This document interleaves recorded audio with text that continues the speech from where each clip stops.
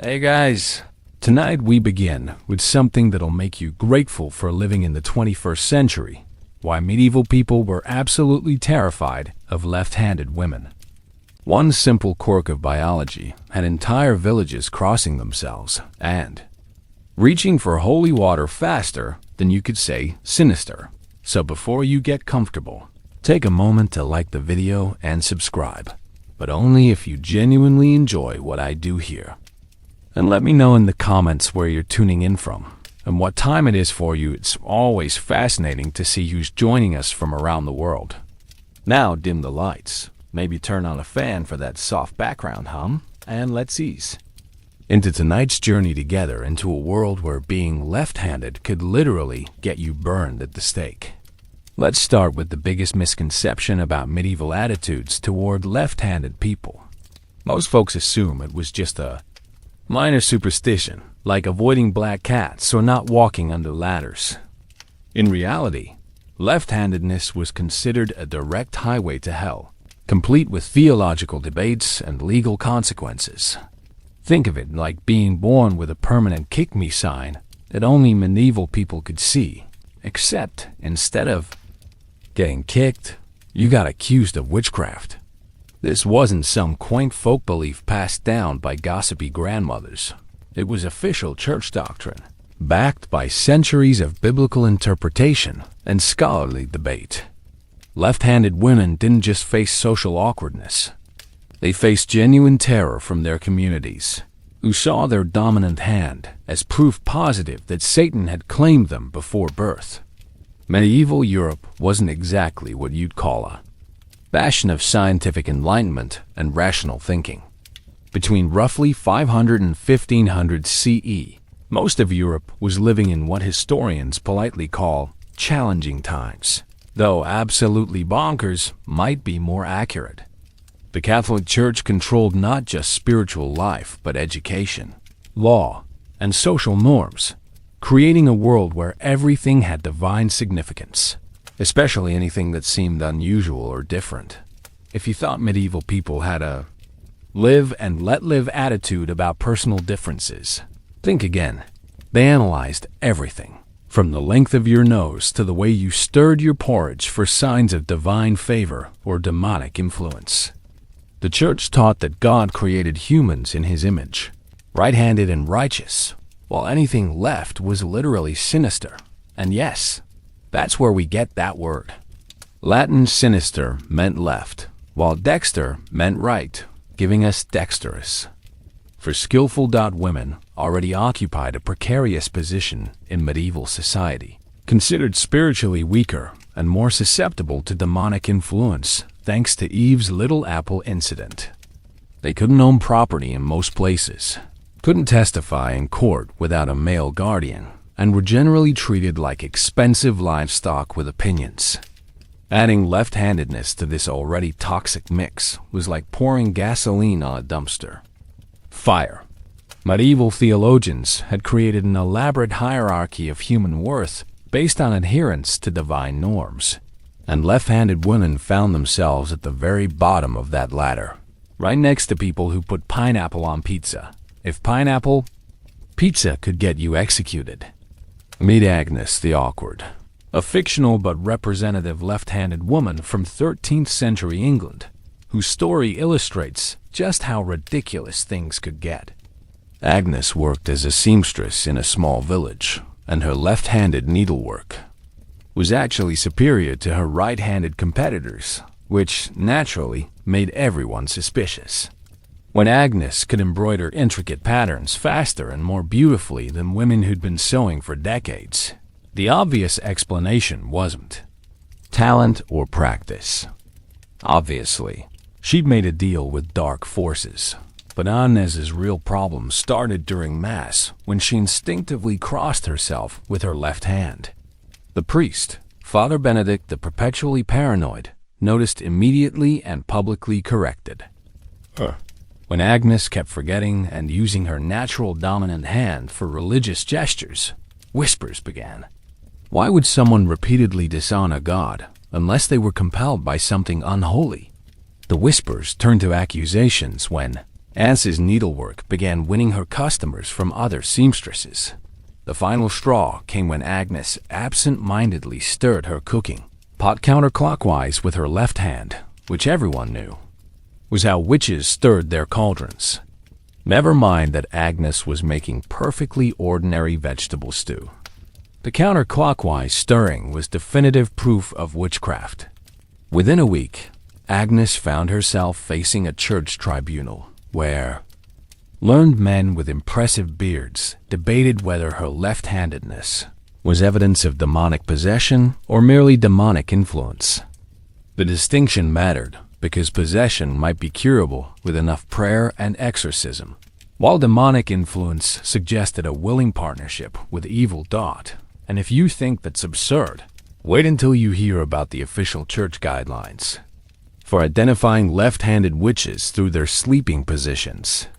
This wasn't just about medieval people being quirky or superstitious. Left-handedness represented a fundamental challenge to the medieval worldview, where everything had divine purpose and proper order. In a society that saw God's hand in everything from good harvest to stubbed toes, being left-handed suggested you were literally on the wrong side of the cosmic battle between good and evil. The stakes were life and death. Quite literally, left-handed. Women faced social ostracism, economic boycotts, forced correction attempts that often resulted in permanent injury, and in extreme cases, accusations of witchcraft that could lead to torture and execution. Communities would rather destroy someone they'd known their entire lives than risk the spiritual contamination they believed left-handedness represented. This fear shaped marriage prospects, career opportunities, and basic social interactions for roughly 10% of the medieval population. Families hid left-handed children, forced brutal correction attempts, and sometimes abandoned babies who showed early signs of left-hand preference. The terror wasn't confined to ignorant peasants. Educated clergy, nobles, and scholars all participated in this systematic persecution of people whose only crime was having different brain wiring. But Agnes and her left-handed sisters were just the tip of the iceberg. The Church's obsession with handedness had created an entire theological framework that connected left-handedness to everything from demonic possession to sexual deviance. Let's dive deeper into the twisted logic that made medieval people lose their minds over which hand you use to hold a spoon. The Church's obsession with left-handedness wasn't some random medieval quirk. It was a carefully constructed theological house of cards built on biblical interpretation, classical philosophy, and what can only be described as weaponized overthinking. Unlike modern religious debates about complex moral issues, medieval scholars spent centuries developing elaborate theories about why God apparently hated SOU to HPHPO stat. The foundation of this madness lay in biblical symbolism, where right consistently represented good, power, and divine favor, while left symbolized evil, weakness, and damnation. When Jesus separated sheep from goats in Matthew's Gospel, guess which side got the goats?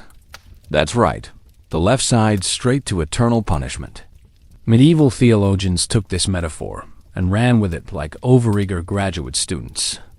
Discovering their thesis topic, Thomas Aquinas, the heavyweight champion of medieval theology, argued that since humans were created in God's image, and God was perfect, any deviation from the divine template suggested corruption. Right-handedness represented alignment with divine will, while left-handedness indicated spiritual contamination. This wasn't casual speculation. Aquinas spent actual pages of his Summa Theologica discussing the theological implications of handedness, because apparently the 13th century had too much time on its hands. The Church Fathers also borrowed heavily from classical philosophy, particularly Aristotle's concept of natural hierarchy. Aristotle claimed that nature always chose the superior option as default, making right-handedness the natural superior choice. Left-handedness therefore represented either divine punishment for sin or demonic interference with natural order. Medieval scholars loved this idea because it gave them permission to treat left-handedness as both spiritually and naturally wrong. A theological two-for-one special that justified centuries of persecution. Take the case of Brother Marcus the Meticulous, a 12th century monk who developed what became known as the sinister sleeper test. Marcus noticed that left-handed novices in his monastery tended to sleep on their left sides, which he interpreted as their bodies naturally gravitating toward evil, even in unconsciousness. He documented sleeping positions for 6 months, creating detailed charts that proved left-handed monks were spiritually compromised. Marcus's research led to mandatory sleeping inspections where monks checked each other's positions throughout the night. Left-side sleepers faced additional prayers, cold baths, and forced right-hand writing exercises until they learned to sleep righteously. One poor novice, Brother Timothy the Twisted, reportedly developed chronic insomnia from constantly waking himself up to switch sides, eventually suffering a complete nervous breakdown that Marcus interpreted as demons fleeing his purified body. The situation escalated when Marcus published his findings in a treatise titled De Somno Sinistro, on sinister sleep, which spread to monasteries across Europe faster than gossip at a church picnic. Soon, religious communities everywhere were conducting midnight bed checks, creating a generation of sleep-deprived, anxiety-ridden monks who associated rest with potential damnation. Another stunning example comes from the Chronicles of Sister Beatrice the Bewildered, a 14th century abbess who developed an elaborate system for detecting left-handed nuns through their eating habits. Beatrice noticed that left-handed sisters naturally held their bread with their left hands during communion, which she interpreted as contaminating the Blessed Sacrament with sinister energy. She instituted mandatory right-hand communion training, complete with wooden splints to immobilize left hands during religious ceremonies. Sister Beatrice's methods grew increasingly bizarre as she attempted to purify her convent. She banned left-handed stirring of holy water, required all candle lighting to be done right-handed, and even monitored which hand nuns used to turn prayer book pages. One unfortunate sister, Agatha the Ambidextrous, tried to satisfy everyone by switching hands constantly, creating such confusion during services that other nuns couldn't tell if she was praying or having some kind of religious seizure. The pinnacle of absurdity came when Father Dunstan the Delusional developed the Devil's Handwriting Test in 15th century Ireland. Dunstan believed that Satan influenced left-handed writing, making it naturally slant toward evil.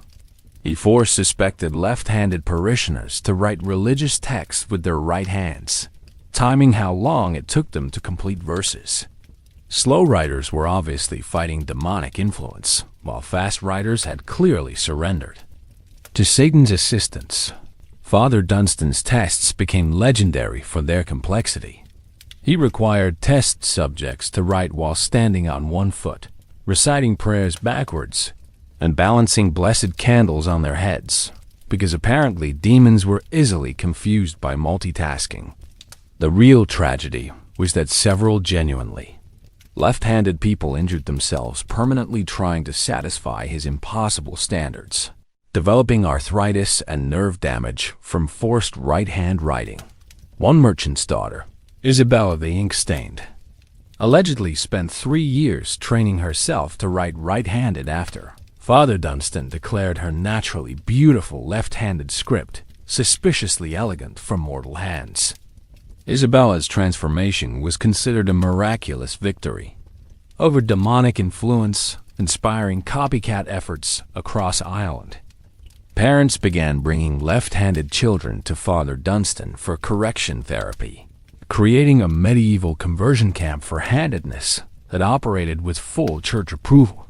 But it wasn't that simple, because medieval theology never was. The church faced several awkward contradictions in their anti-left-handed crusade that would make modern politicians blush. First, there was the inconvenient fact that roughly 10% of the population was naturally left-handed, suggesting either God was remarkably inefficient at creation or had some mysterious, divine purpose for sinister people. Some progressive theologians argued that left-handed people were actually God's way of testing the faith of right-handed Christians, a living trial designed to teach patience and compassion. This divine test theory created fascinating theological debates about whether helping left-handed people overcome their condition was interfering with God's plan, or fulfilling Christian duty to aid the afflicted. Even more problematic was the existence of left-handed saints and biblical figures. Ehud, the left-handed judge who assassinated the Moabite king in the book of Judges, posed particular difficulties since God explicitly chose him for this holy mission. Medieval scholars performed impressive mental gymnastics to explain why God would use a left-handed instrument for divine justice, eventually settling on the theory that God occasionally worked through imperfect vessels to demonstrate his power. Over corruption, the contradiction deepened when examining church art and architecture. Many medieval depictions of angels and saints showed figures gesturing with their left hands, creating cognitive dissonance for believers who've been taught that left-handedness was demonic. Church artists often found themselves in impossible situations, trying to create religiously appropriate artwork while accommodating artistic composition that required left-handed gestures. Perhaps most awkwardly, several prominent church officials were themselves left-handed, creating institutional embarrassment that required delicate handling. When Cardinal Alessandro the Awkward was discovered using his left hand to bless congregations, church authorities faced the uncomfortable choice between admitting their theology was flawed or declaring a high-ranking official spiritually compromised. They chose a third option, pretending it never happened while quietly reassigning Alessandro to administrative duties that required less public blessing. The ultimate contradiction came from the church's own emphasis on divine mercy and redemption. If left-handedness was truly demonic, could left-handed people achieve salvation? If they could be saved, was their handedness really evil? If they couldn't be saved, was God's mercy limited? Medieval theologians tied themselves in knots trying to reconcile their handedness phobia with core Christian doctrines about forgiveness and universal salvation. The result was a systematic campaign of persecution disguised as spiritual care that affected millions of people across medieval Europe. Left-handed children faced brutal correction attempts that often resulted in permanent injuries, psychological trauma, and lifelong anxiety about their natural instincts. Parents broke children's left hands, tied them behind their backs, or forced them to wear painful restraints to encourage right-handed development. Educational institutions became battlegrounds, where left-handed students endured daily humiliation and physical punishment for using their dominant hands. Monastery schools developed elaborate torture devices disguised as learning aids, including writing desks with built-in restraints and quills designed to be painful when held left-handed. Teachers viewed successful conversion from left to right-handedness as spiritual victories worthy of celebration and documentation. The economic consequences were equally devastating. Left-handed craftspeople faced systematic discrimination, as guilds often refused membership to anyone who worked the devil's way. Skilled left-handed artisans had to choose between hiding their natural abilities or facing professional exile. Many developed elaborate deceptions, learning to perform public demonstrations, right-handed while secretly using their left hands for actual work. Religious communities responded with increasingly bizarre purification rituals designed to cure left-handedness through divine intervention. These included forced pilgrimages, where left-handed people walked entire routes using only their right hands for support, communal exorcisms targeting sinister demons, and mass rebaptisms performed exclusively with right-handed priests using right-handed gestures. The medical profession, such as it was, embraced the handedness hysteria with enthusiasm that would be impressive if it weren't so dangerous. Medieval physicians developed treatments ranging from bloodletting from the left arm to herbal potions designed to rebalance spiritual energies. Some practitioners specialized in handedness conversion therapy, claiming success rates that would make modern snake oil salesmen jealous. Perhaps most tragically, the persecution created a culture of self-hatred among left-handed people who internalized the Church's teachings about their inherent evil. Many left-handed individuals spent their entire lives fighting their natural instincts, developing anxiety disorders, depression, and physical ailments from the constant stress of denying their fundamental nature. Communities developed elaborate social mechanisms for identifying and ostracizing left-handed individuals, creating networks of surveillance that would make authoritarian regimes proud. Neighbors reported suspicious handedness. Children informed on their parents, and spouses sometimes sought annulments based on previously concealed left-handedness, which was considered grounds for declaring marriages invalid due to demonic deception. Meanwhile, the Church's handedness obsession was creating unexpected consequences that even the most paranoid theologians hadn't anticipated. As communities became increasingly vigilant about detecting left-handed individuals, accusations began flying in all directions, creating witch hunt atmospheres where anyone could be denounced for suspicious hand usage. The paranoia was spreading beyond obvious left-handedness to include anyone who occasionally used their left hand for convenience, creating a society where people monitored their every gesture for signs of sinister influence. Ambidextrous individuals found themselves in particularly precarious positions, suspected of being so corrupted by evil that they could use either hand with demonic assistance. But perhaps most significantly, the Church's theological framework for handedness was establishing precedents for identifying and persecuting other forms of divine deviation that would soon expand far beyond simple left-handedness. The same logic used to justify handedness discrimination was being applied to everything from hair color to birthmarks, creating a comprehensive system for identifying spiritual corruption through physical characteristics. The stage was set for even more elaborate forms of medieval madness. As Church scholars began developing theories about how left-handedness connected to other supposed signs of demonic influence, particularly in women, who were already viewed as spiritually suspect, if left-handedness in general was considered spiritually suspicious, then left-handedness in women was treated like a neon sign advertising demonic corruption with a side of sexual deviance.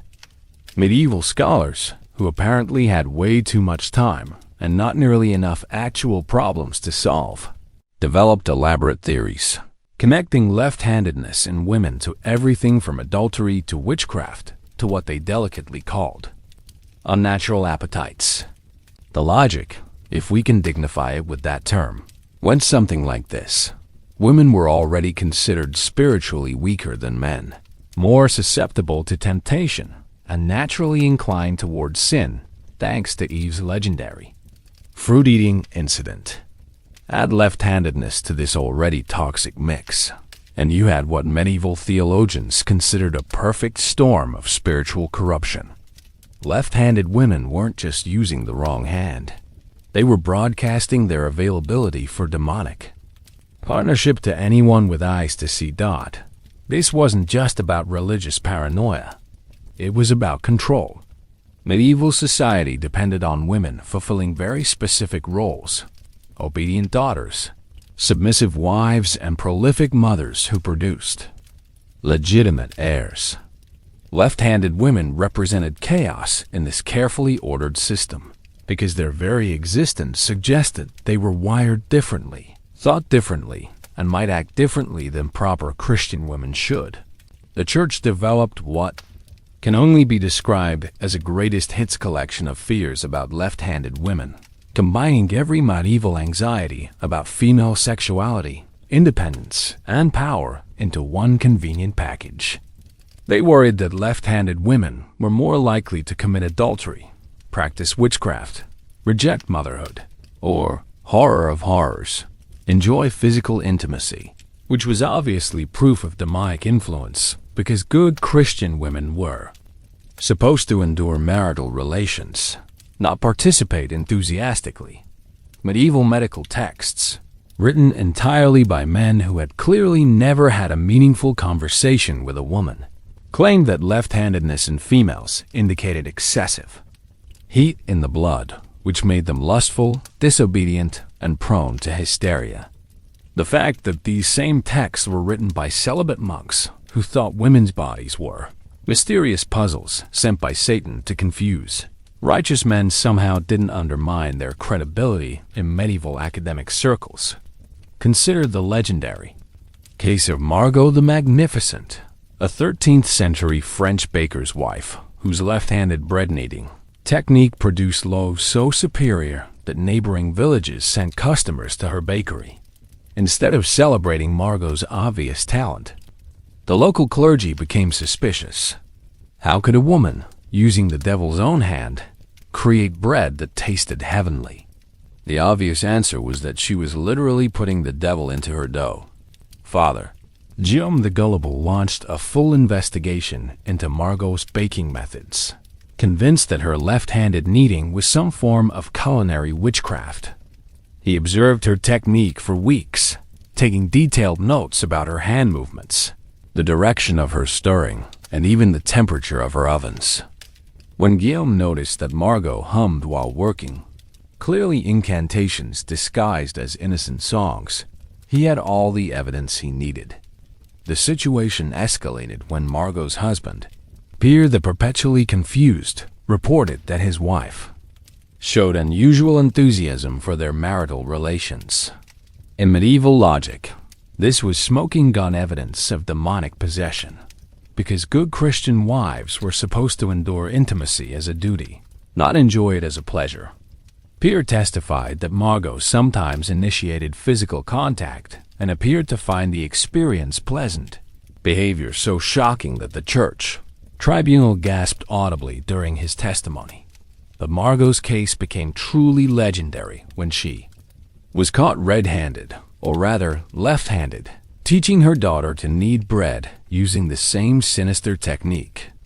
This was clear evidence that left-handed women were actively recruiting the next generation for Satan's army, passing down demonic knowledge through seemingly innocent domestic activities.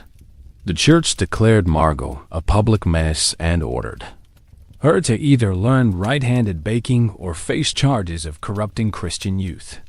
Even more dramatic was the saga of Lady Isabel the Inadvertent, a 14th century English noblewoman whose left-handed embroidery skills made her the toast of court society. Isabel's tapestries were so intricate and beautiful that visiting dignitaries commissioned pieces to take back to their own kingdoms. However, her success attracted the attention of Brother Cedric the Celibate, a monk who had developed disturbingly detailed theories about the connection between left-handedness and female sexuality. Brother Cedric argued that Isabel's artistic talent came from her willingness to embrace this sinister path in all aspects of life, including her marriage. Mabed. He claimed that left-handed women were naturally inclined toward positions and practices that good Christian wives would find abhorrent, and that their artistic abilities were divine punishment for their sexual deviance.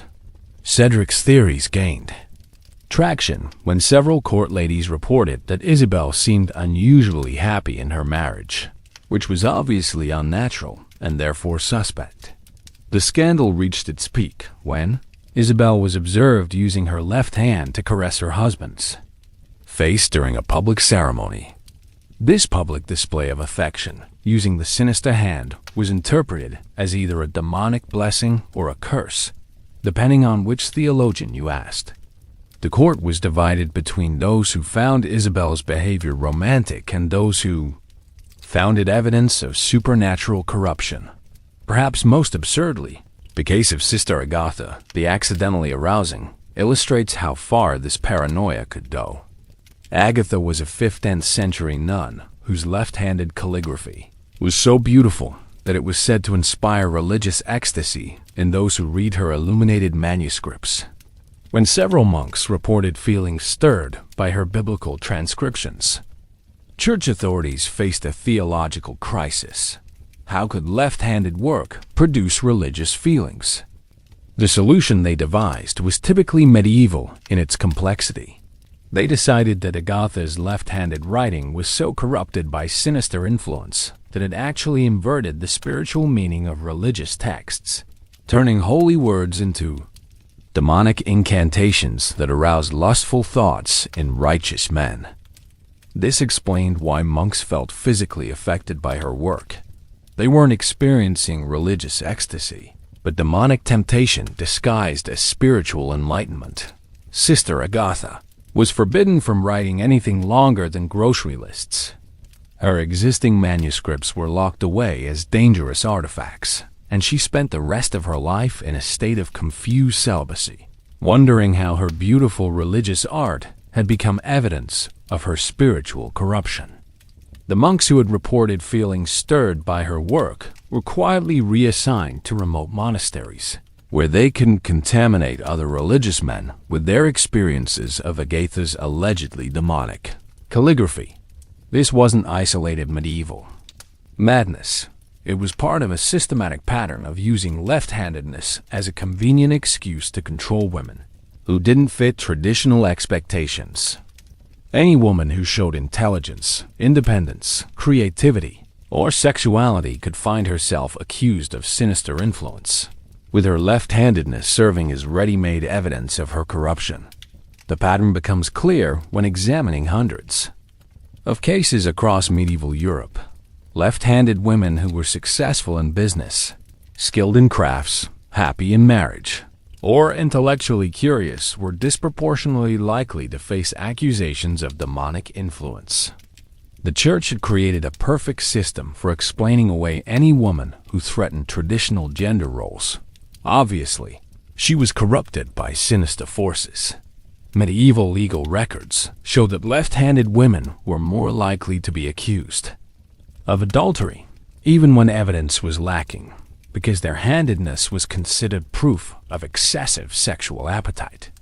They were more likely to be suspected of witchcraft when neighbors fell ill, because their sinister nature made them obvious candidates for causing supernatural harm. They were more likely to be divorced by husbands who claimed they had been deceived about their wives' spiritual condition. The pattern extended to economic discrimination as well. Left-handed women found themselves excluded from guilds, banned from certain trades, and prevented from inheriting property because their spiritual corruption made them unfit for positions of responsibility. Some regions developed laws specifically targeting left-handed women, prohibiting them from working as midwives, teachers, or healers because their sinister influence might contaminate others. Perhaps most insidiously, the pattern included what we might now recognize as medieval slut-shaming disguised as religious concern. Left-handed women were assumed to be sexually available, promiscuous, and morally corrupt, creating a self-fulfilling prophecy where their reputations were destroyed by their handedness, regardless of their actual behavior. This made them vulnerable to sexual exploitation by men who believed they were naturally inclined towards sin. The church's theological framework provided perfect cover for this systematic oppression.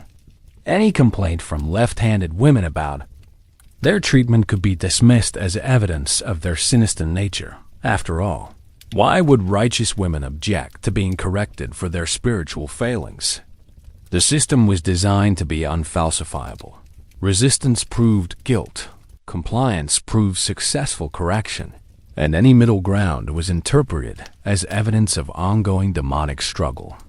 The pattern reveals how medieval society used religious justification to maintain control over women who might otherwise challenge traditional authority structures. Left-handedness became a convenient marker for identifying women who needed to be controlled, corrected, or eliminated from positions where they might influence others or gain independence. The effects were devastating and far-reaching, creating a culture where left-handed women lived in constant fear of exposure and persecution. Many learned to hide their natural handedness from childhood, developing elaborate strategies to appear right-handed in public, while secretly using their dominant hands for private activities. This psychological pressure created anxiety disorders, self-hatred, and chronic stress that affected their physical and mental health throughout their lives. Who benefited from this system? Primarily men who felt threatened by competent women and wanted convenient excuses to exclude them from positions of power or influence.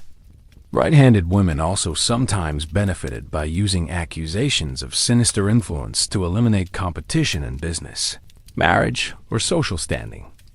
The church hierarchy benefited by maintaining their authority to define spiritual purity and control who could participate in religious life. Who suffered? Obviously, left-handed women bore the brunt of this persecution, but the damage extended far beyond them. Children who witnessed their mothers being persecuted for handedness developed trauma and anxiety about their own natural behaviors. Husbands who genuinely loved their left-handed wives faced social pressure to reject or correct them, destroying marriages and families. Communities lost the contributions of talented women whose skills were dismissed as demonic rather than celebrated as gifts. The unintended consequences were equally significant.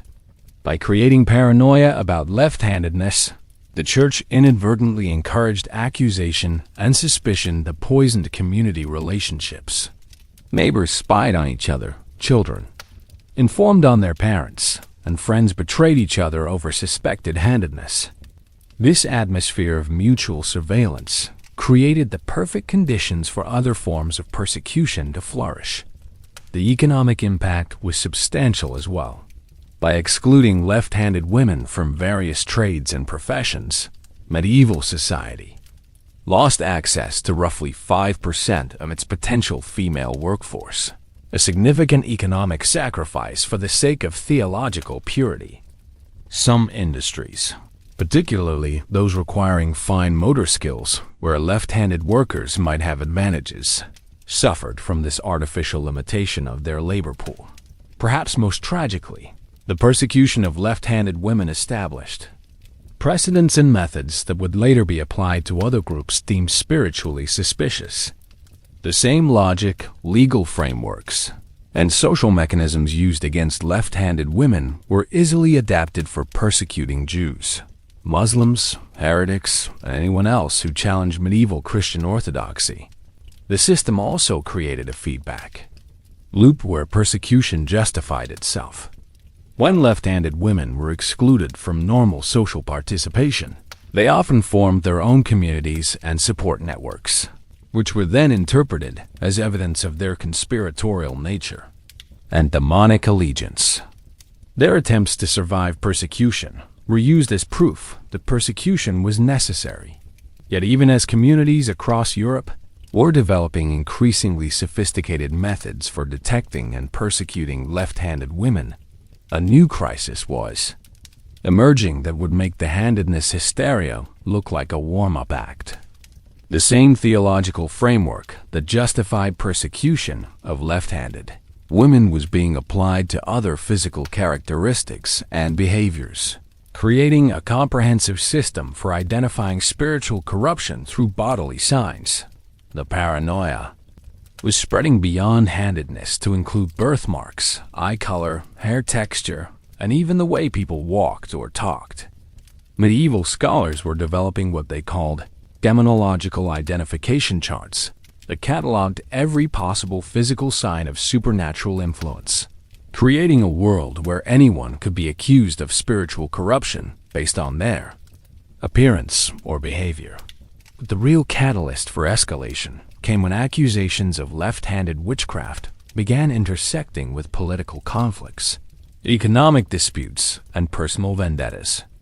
What had started as theological paranoia was transforming into a weapon that could be used to destroy enemies, seize property, and settle scores. The stage was set for confrontations that would shake medieval society to its foundations, as the Church's handedness obsession collided with the harsh realities of medieval politics and human nature. The madness was about to reach its peak, and left-handed women would find themselves at the center of conflicts that went far beyond simple theological disagreement. By 1347, the persecution of left-handed individuals had reached a breaking point that would make modern civil rights activists weep with frustration and admiration.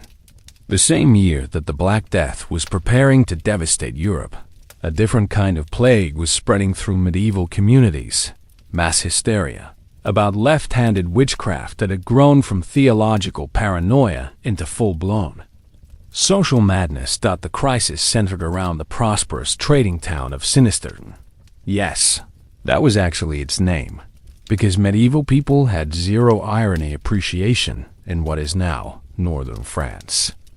Sinisterton had become an unlikely refuge for left-handed individuals fleeing persecution from surrounding regions, creating the medieval equivalent of a left-handed sanctuary city.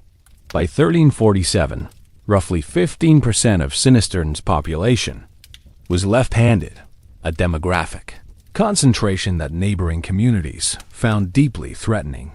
The powder keg was primed by several converging factors that would have made a modern conspiracy theorist dizzy with excitement.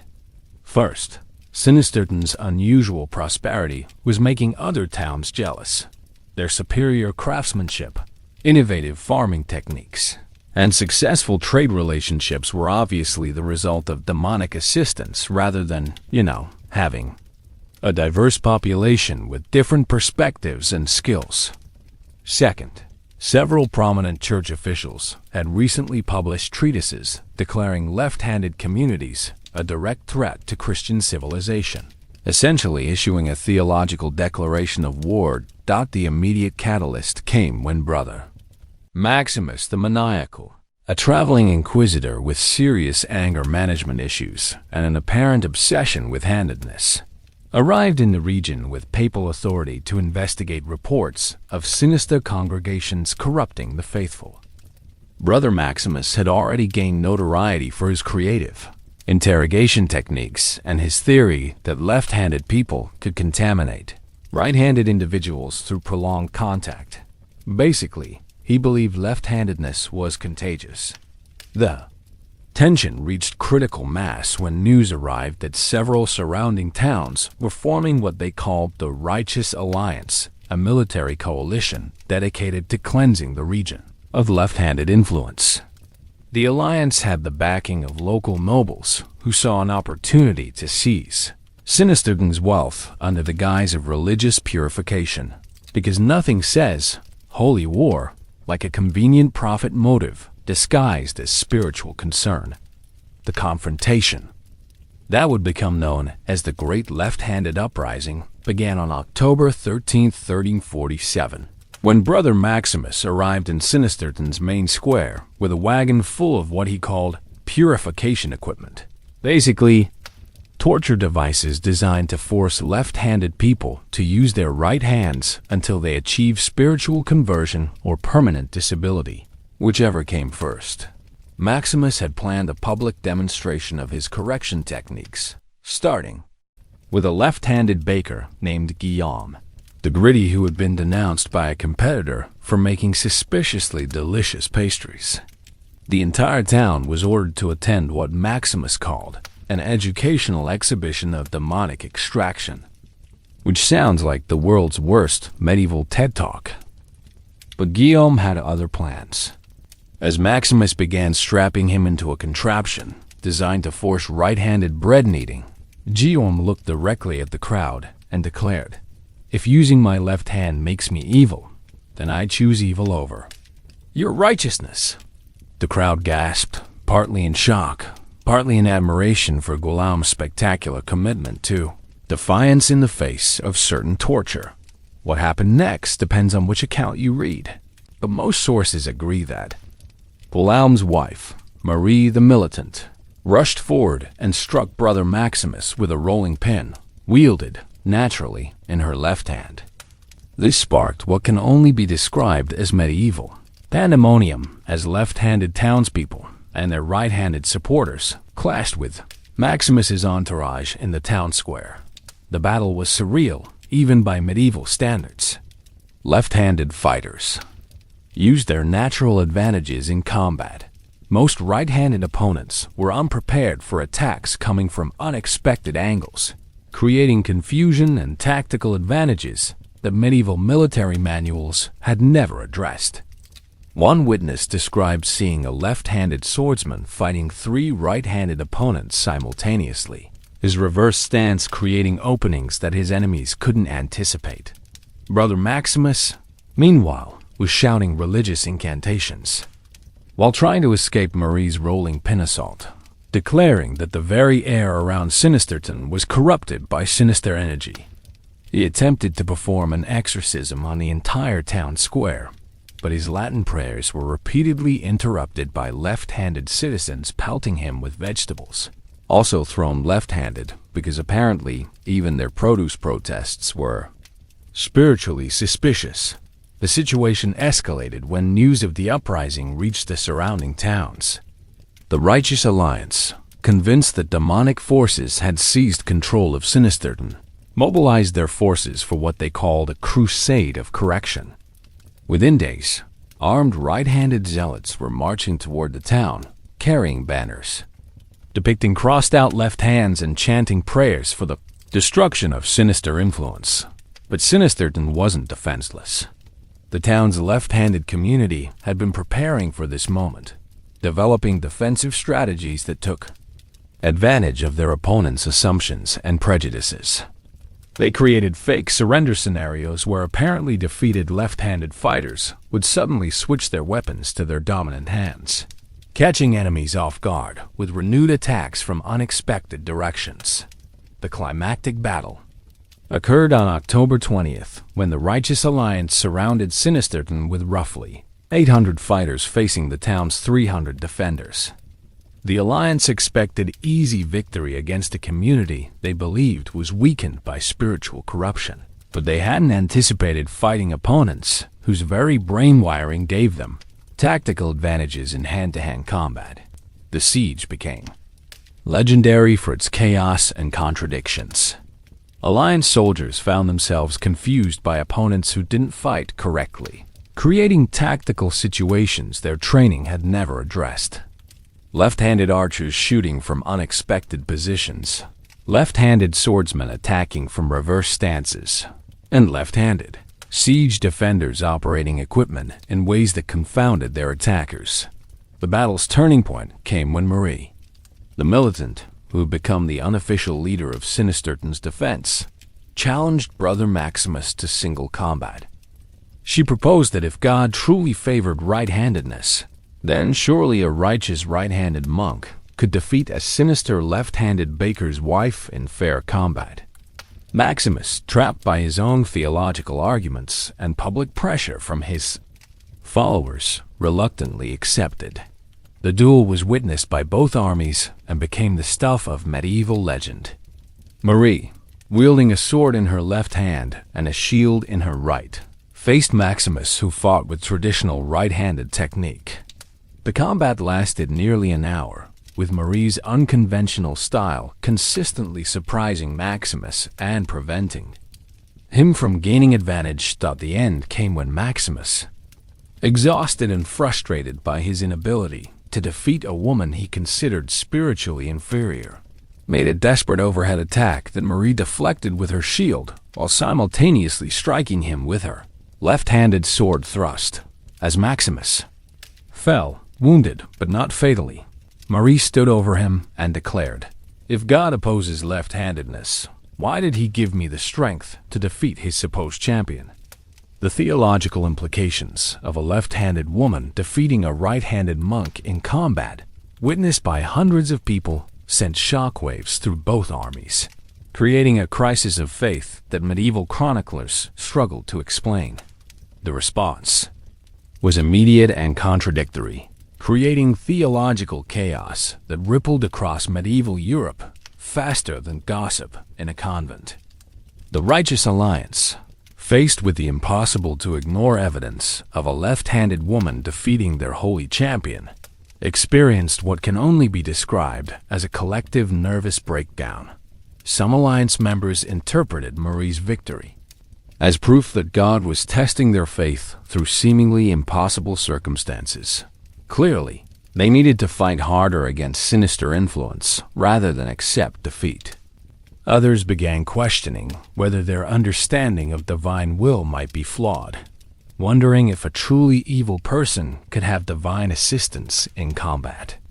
A third faction decided that Brother Maximus must have been secretly left-handed himself, explaining his defeat through circular logic that would make philosophy professors weep. The immediate consequence was the Alliance's retreat, but not in the organized fashion they'd hoped for. Instead, confused and demoralized soldiers began deserting in groups, some converting to tolerance of left-handedness, others becoming even more fanatically opposed to it. Several former Alliance members actually joined Sinisterden's community, claiming that witnessing Marie's victory had convinced them that left-handed people possessed divine protection. Church authorities faced a public relations nightmare that medieval spin doctors couldn't solve. How do you explain a theological system that predicts one outcome while reality provides the exact opposite? Some bishops declared the entire event a demonic illusion designed to confuse the faithful. Others claimed that God had allowed Marie's victory to test Christian resolve. A few brave souls suggested that maybe, just maybe, the Church's position on left-handedness needed reconsideration. The political fallout was equally messy.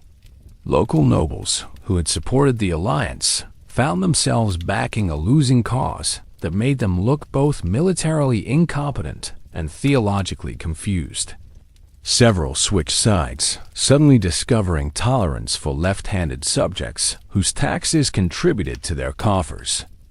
Others doubled down on persecution, claiming that Sinisterden's victory proved the need for more aggressive action against sinister influence. The economic consequences rippled across the region as trade relationships shifted.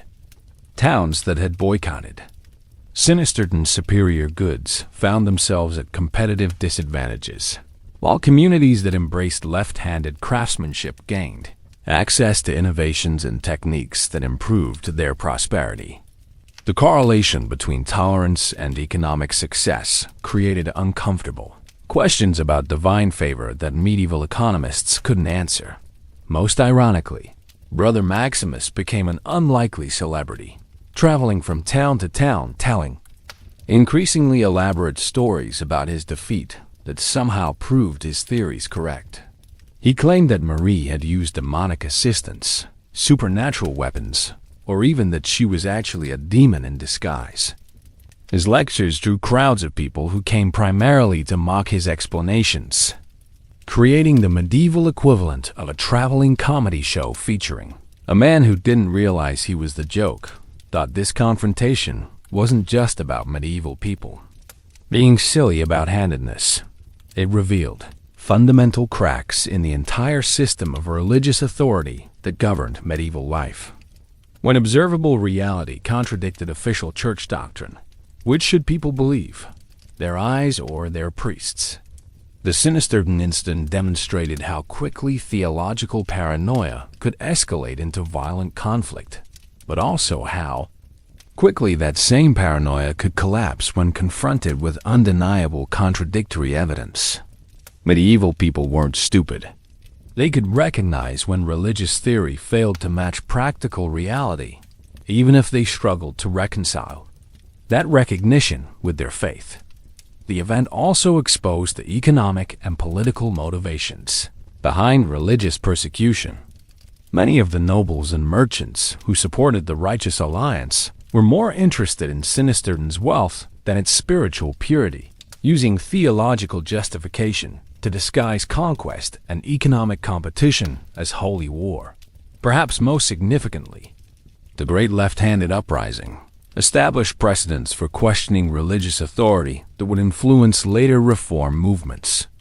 If the church could be wrong about something as basic as handedness, what else might they be wrong about? The incident planted seeds of doubt that would grow over the following centuries, contributing to broader challenges to institutional religious authority. The confrontation also demonstrated the power of solidarity and community resistance. Sinisterton's left-handed population had found strength in numbers and mutual support, creating a model for other persecuted groups to organize and defend themselves. The idea that minority communities could successfully resist majority oppression was revolutionary in medieval society, where most people accepted persecution as divinely ordained. Finally, the incident revealed how quickly social attitudes could change when economic incentives aligned with tolerance. Communities that embraced left-handed individuals often found themselves more prosperous and innovative, suggesting that diversity provided practical advantages that outweighed theological concerns for pragmatic, medieval people. News of Marie, the militant's victory over Brother Maximus, traveled across medieval Europe faster than gossip about the Pope's secret love letters, creating diplomatic tremors that shook kingdoms from Scotland to Sicily. Medieval communication networks, normally reliable only for spreading rumors about miraculous cows and reports of dancing plagues, suddenly proved remarkably efficient at transmitting the most theologically disturbing news imaginable. A left-handed woman had defeated a right-handed holy man in single combat. The initial reactions varied wildly depending on each kingdom's existing handedness, policies, and their rulers' tolerance for cognitive dissonance. Conservative monarchs who had built their legitimacy on strict adherence to church doctrine found themselves facing an impossible choice: acknowledge that their theological worldview might be flawed, or develop increasingly elaborate explanations for why observable reality didn't match their religious beliefs. King Felipe, the perpetually perplexed of France, reportedly spent 3 days locked in his private chapel, alternating between prayer and wine consumption, while his advisors debated whether Marie's victory represented divine judgment against Brother Maximus personally, or evidence that Satan was growing stronger in preparation for the apocalypse. The French court's confusion was particularly acute, because they had recently invested considerable diplomatic capital in supporting handedness, persecution, as proof of their religious orthodoxy. Meanwhile, Emperor Charles, the cautiously curious of the Holy Roman Empire, saw opportunity where others saw crisis. Charles had been quietly questioning the economic wisdom of excluding left-handed subjects from his territories, especially after receiving reports about Sinisterton's remarkable prosperity. Marie's victory provided perfect justification for policy changes he had already been considering, allowing him to appear theologically progressive while actually pursuing practical economic advantages. The immediate diplomatic consequences created chaos that would have been hilarious if it hadn't threatened to destabilize international relations across the continent. Ambassadors found themselves delivering contradictory messages as their home governments struggled to develop coherent positions on events that challenged fundamental assumptions about divine will and political legitimacy. The papal court faced particular embarrassment as various bishops and cardinals sent conflicting reports about the theological implications of Marie's victory. Cardinal Francesco, the frantically confused, argued that the entire event was demonic illusion designed to test Christian faith, while Cardinal Roberto, the remarkably rational, suggested that perhaps the Church's position on handedness needed theological review. Pope Clement, the completely overwhelmed, reportedly considered declaring the whole matter a divine mystery beyond human understanding, which was medieval political speak for, "I have no idea what's happening, but I'm pretending it's all part of God's plan." English diplomats, already famous for their talent at avoiding continental complications, initially attempted to ignore the entire situation by claiming that handedness policies were internal matters that didn't affect international relations. This strategy collapsed when English merchants operating in Sinisterden sent enthusiastic reports about the economic opportunities created by tolerance, forcing King Edward to choose between theological purity and commercial advantage. The situation became genuinely farcical when the Scottish court, which had been using handedness persecution to demonstrate their religious superiority over the English, suddenly discovered that several prominent Scottish nobles were secretly left-handed and had been successfully hiding their condition for decades. The revelation created a domestic crisis that made international diplomacy impossible, as Scottish authorities were too busy conducting handedness investigations of their own nobility to worry about French theological policies. Spanish representatives attempted to maintain neutrality by proposing an international conference to study the theological implications of the Sinisterden incident. But this suggestion was rejected by practically everyone because no kingdom wanted to publicly admit they were confused about basic religious doctrine. The prosperity that followed Sinisterden's victory created immediate economic tensions as neighboring kingdoms realized they might be missing significant advantages by maintaining handedness and persecution. What began as theological disagreement quickly transformed into commercial competition disguised as prestige. Religious debate. Merchant spies began infiltrating left-handed workshops to steal techniques and trade secrets, creating the medieval equivalent of industrial espionage focused entirely on discovering what made sinister craftspeople so effective. These commercial intelligence operations often produced hilarious results, as right-handed spies attempted to impersonate left-handed workers while having no idea how left-handed techniques actually functioned. Trade relationships became increasingly complicated as regions with different handedness policies found themselves in awkward negotiations. Conservative kingdoms wanted access to superior left-handed goods while maintaining their religious prohibition against employing left-handed workers. Progressive regions attempted to use their tolerance policies as competitive advantages while avoiding direct challenges to their neighbors. Theological positions. King Louis, the logistically challenged of a minor French principality, attempted to resolve these contradictions by importing left-handed craftspeople as temporary consultants who would train right-handed workers in sinister techniques.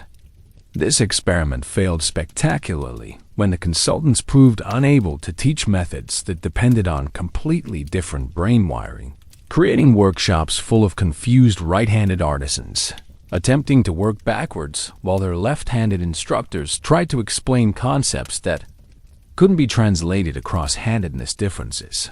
The economic espionage reached absurd heights when several kingdoms began recruiting left-handed refugees not for humanitarian reasons but as commercial assets who could provide competitive advantages in international markets. Military commanders across Europe suddenly found themselves reconsidering centuries of tactical assumptions as reports circulated about the combat advantages demonstrated by left-handed fighters during the Sinisterden conflict. The revelation that roughly 10% of potential soldiers possessed natural advantages that traditional military training ignored created strategic concerns that kept generals awake at night. War colleges began frantically studying accounts of the battle, trying to understand how left-handed combat techniques could be countered or incorporated into existing military doctrine. The challenge was complicated by the fact that most military observers had never paid attention to handedness differences and therefore lacked vocabulary for describing what they had witnessed. Several kingdoms quietly began recruiting left-handed soldiers while publicly maintaining that handedness was irrelevant to military effectiveness. These covert programs created international tensions as traditional allies suspected each other of developing secret, sinister armies that could provide decisive advantages in future conflicts.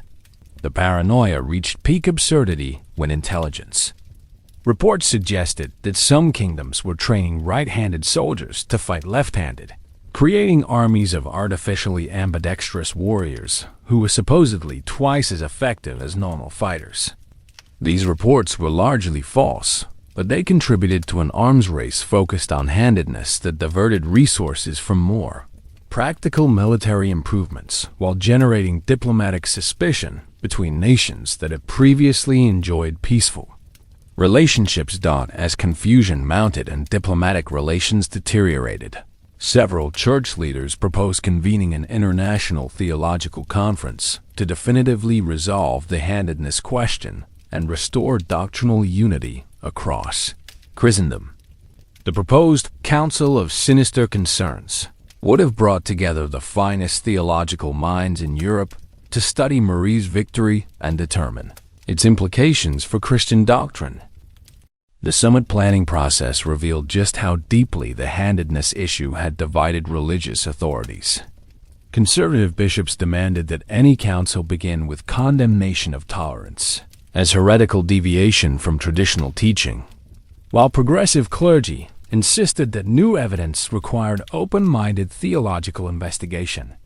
Moderate voices suggested compromise positions that satisfied nobody while addressing nothing. The conference ultimately never occurred, because no kingdom wanted to host an event that might conclude their policies were theologically incorrect. The papal court refused to sponsor a council that might undermine church authority, while secular rulers feared that definitive theological pronouncements could force them to choose between religious orthodoxy and practical benefits.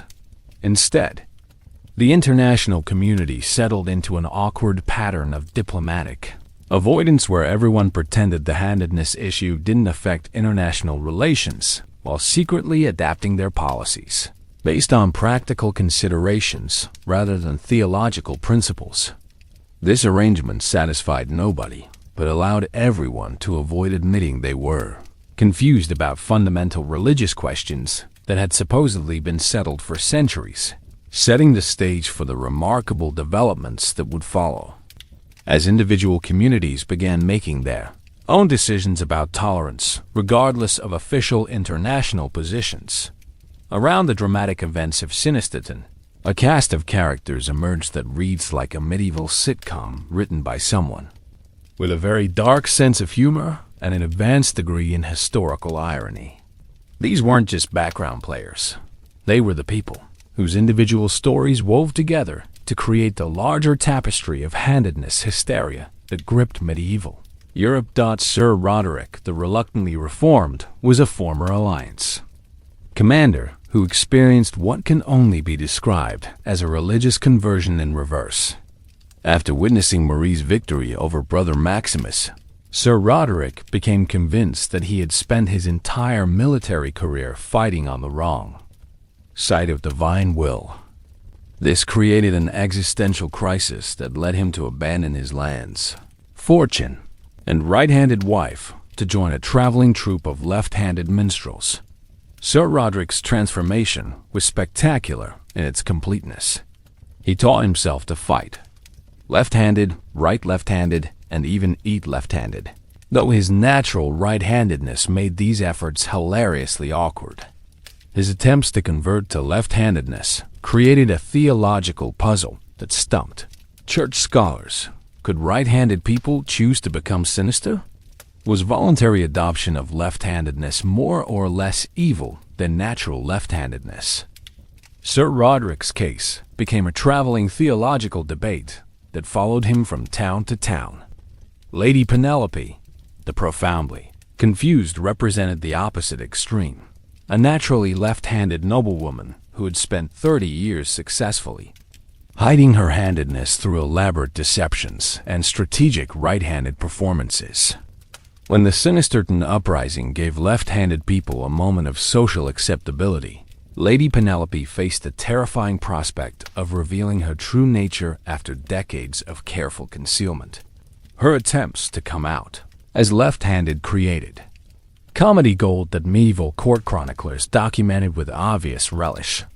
Lady Penelope would start to use her left hand in public, panic about potential consequences, and awkwardly switch back to her right hand mid-gesture, creating a strange dance of identity confusion that made social interactions fascinating for observers and torturous for her. She eventually developed what medieval physicians diagnosed as sinister anxiety disorder. Apparently, the first documented case of someone being driven to mental distress by handedness identity issues. Brother Timothy the theologically twisted had been Brother Maximus's most devoted disciple until witnessing his master's defeat in single combat. This created a crisis of faith that led Timothy to develop increasingly elaborate theories to explain away the inconvenient reality of Marie's victory. He claimed that left-handed people gained power during certain astronomical alignments, that demonic influence was stronger in autumn months, and that women's left-handedness operated under different spiritual rules than men's. Timothy's desperate attempts to maintain his theological worldview, despite contradictory evidence, turned him into a medieval conspiracy theorist who saw sinister plots everywhere. He developed charts tracking lunar phases and left-handed births, maps showing the geographic distribution of handedness, and statistical analyses proving that left-handed people cause bad weather. His increasingly unhinged theories attracted followers who appreciated his commitment to explaining away reality rather than accepting it. Dame Gertrude, the grudgingly tolerant, was a right-handed merchant whose practical nature overcame her religious prejudices when she realized that left-handed craftsworkers produced superior goods that commanded higher prices. Dame Gertrude became the medieval equivalent of an equal opportunity employer, hiring left-handed artisans while publicly grumbling about their spiritual corruption. Her workshops became fascinating studies in cognitive dissonance as she simultaneously profited from left-handed labor while complaining about the sinister influence in her business.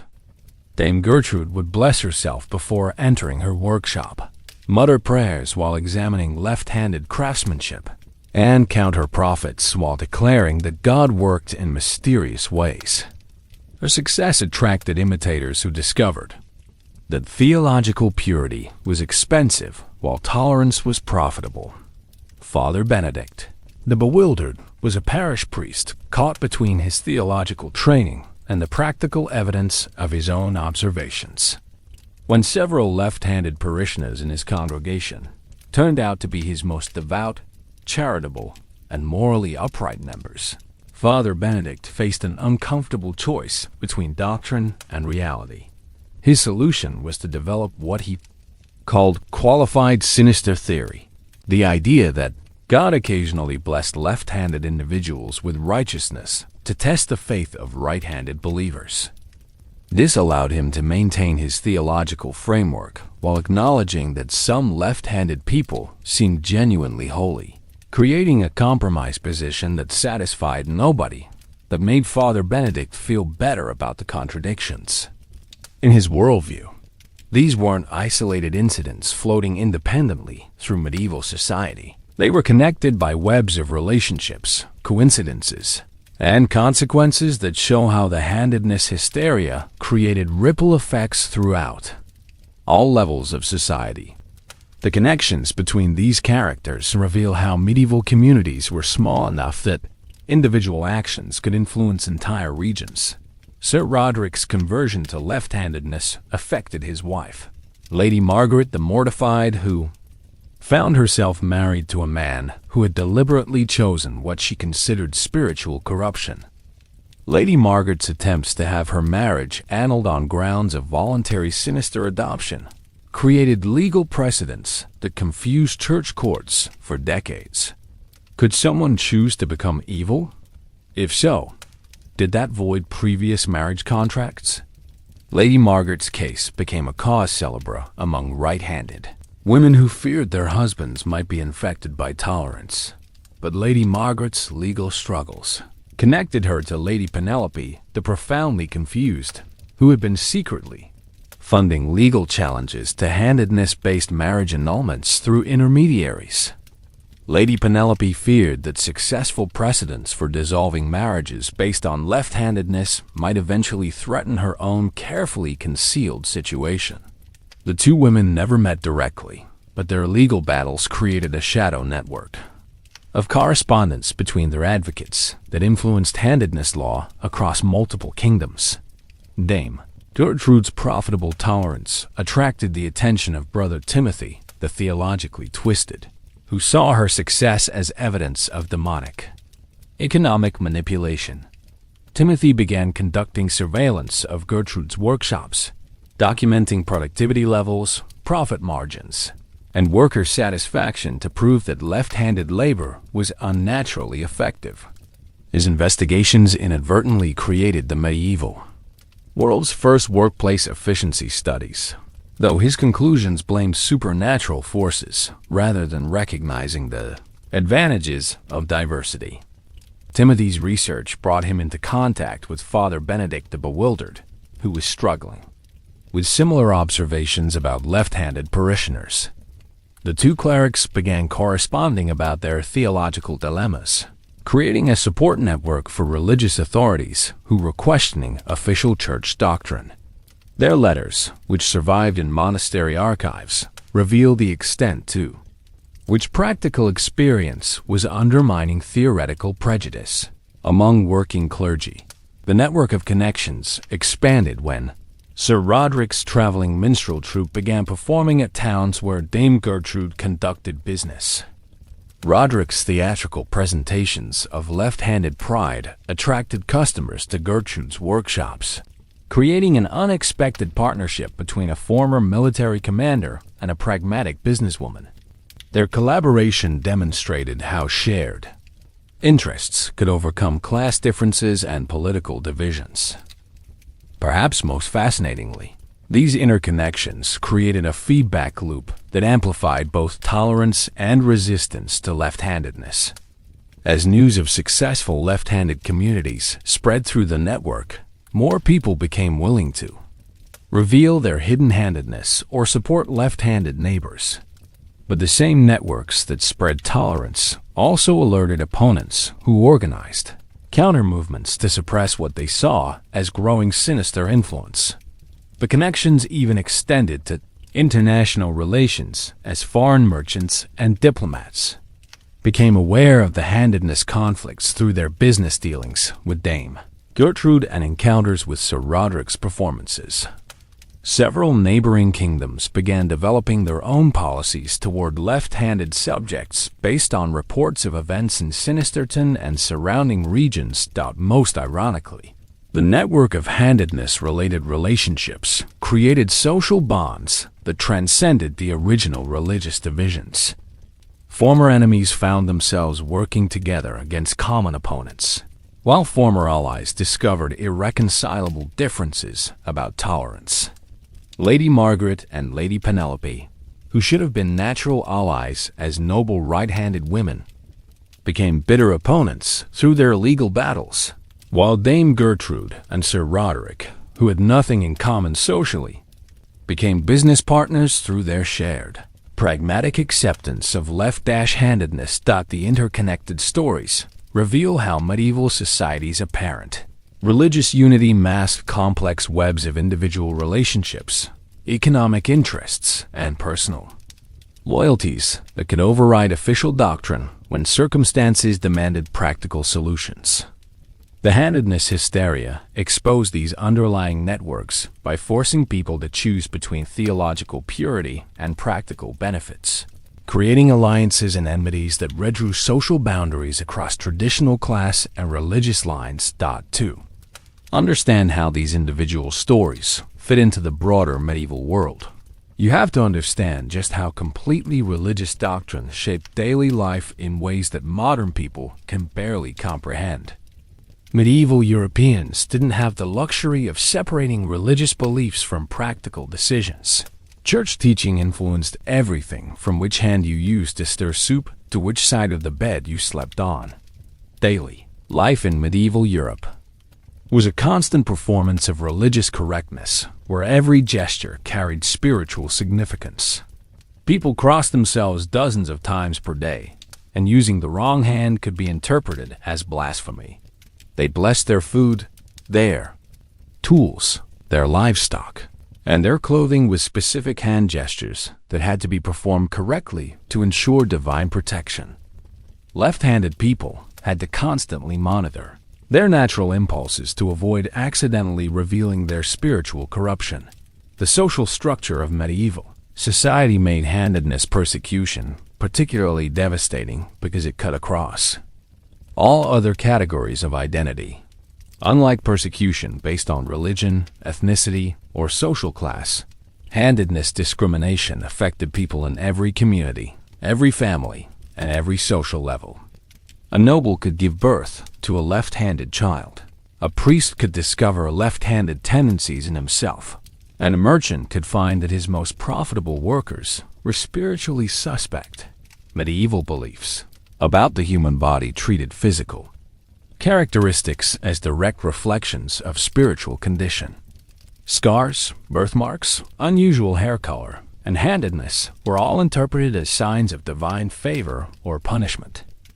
This created a society where people constantly analyzed each other's bodies for evidence of spiritual status, making privacy nearly impossible and turning every physical interaction into a potential theological examination. The concept of community in medieval society was based on shared religious identity and mutual spiritual responsibility. Neighbors were expected to monitor each other for signs of spiritual corruption and report suspicious behavior to religious authorities. This created an atmosphere of constant surveillance where left-handed people had to maintain elaborate deceptions, not just in public spaces, but in their own homes and neighborhoods.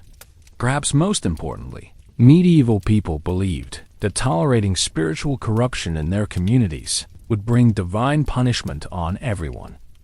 They genuinely feared that allowing left-handed people to live openly would result in crop failures, diseases, military defeats, and natural disasters. This wasn't just prejudice.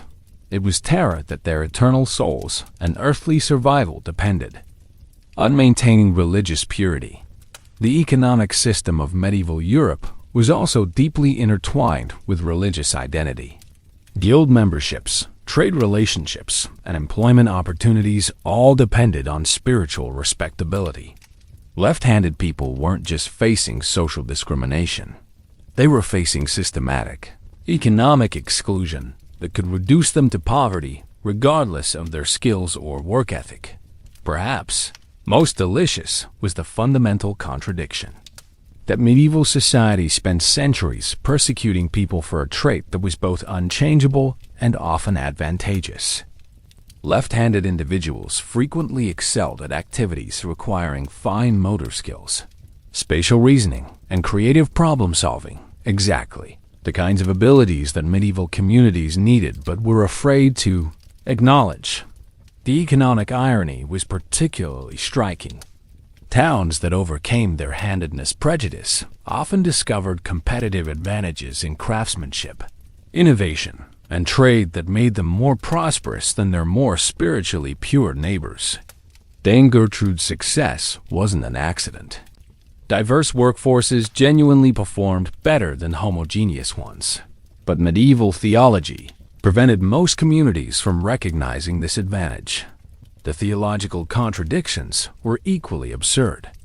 The same church that preached about God's infinite wisdom and perfect creation simultaneously argued that God had made a mistake with roughly 10% of humanity. If God was truly omniscient and omnipotent, why would he create left-handed people only to have them persecuted? Medieval theologians tied themselves in knots, trying to explain why divine perfection included what they considered fundamental flaws. Military ironies abounded as well. Left-handed fighters often had significant advantages in combat because their opponents were unprepared for reversed attack angles and defensive positions.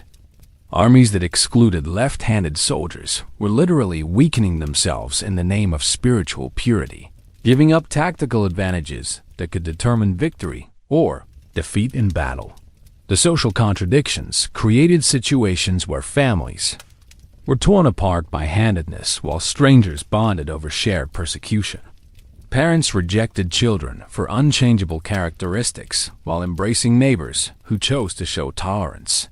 Communities that prided themselves on Christian charity simultaneously practiced systematic cruelty against their most vulnerable members. Modern parallels to these contradictions are uncomfortably obvious. Societies continue to persecute people for unchangeable characteristics while simultaneously claiming to value diversity and inclusion. Economic systems continue to waste human potential through prejudice while competing for talent and innovation. Religious communities continue to struggle with reconciling doctrinal purity and practical compassion, often choosing ideology over evidence. When the two conflict, everything changed when news of Marie the Militant's victory over Brother Maximus spread across Europe faster than rumors about the Pope's secret recipe for communion wine. The impossible had happened. A left-handed woman had defeated a right-handed holy man in combat, witnessed by hundreds of people, creating a theological crisis that made previous church controversies look like polite disagreements about altar flower arrangements. The shift wasn't immediate or universal, because medieval people weren't about to abandon centuries of religious doctrine based on one dramatic sword fight, no matter how spectacular. But Marie's victory had created something unprecedented, undeniable evidence that contradicted official church teaching about divine favor and handedness. When observable reality conflicts with religious doctrine, even the most faithful believers begin asking uncomfortable questions. The change manifested differently across various social levels and geographic regions. In urban areas where news traveled quickly and people had more exposure to diverse perspectives, tolerance for left-handedness began emerging almost immediately. Merchants who had witnessed the economic advantages of employing left-handed workers started openly hiring them, while craft guilds quietly began accepting left-handed apprentices whose skills were too valuable to ignore. Rural communities, always more conservative and suspicious of change, responded more slowly but often more dramatically. Some villages doubled down on handedness persecution, interpreting Marie's victory as evidence that demonic forces were growing stronger and required more aggressive opposition.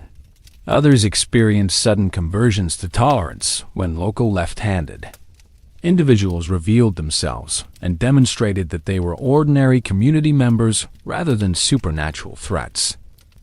The most significant shift occurred among the educated clergy, who faced an impossible choice between acknowledging that their theology was flawed or developing increasingly elaborate explanations for why reality didn't match their doctrine. Some progressive priests began quietly questioning other aspects of church teaching, reasoning that if handedness doctrine was wrong, what else might be incorrect? This created the first cracks in religious authority that would eventually contribute to larger reform movements. Perhaps most importantly, the shift created permission for left-handed people to begin organizing and supporting each other openly. Before Sinisterton, left-handed individuals had lived in isolation, hiding their nature from everyone, including family members.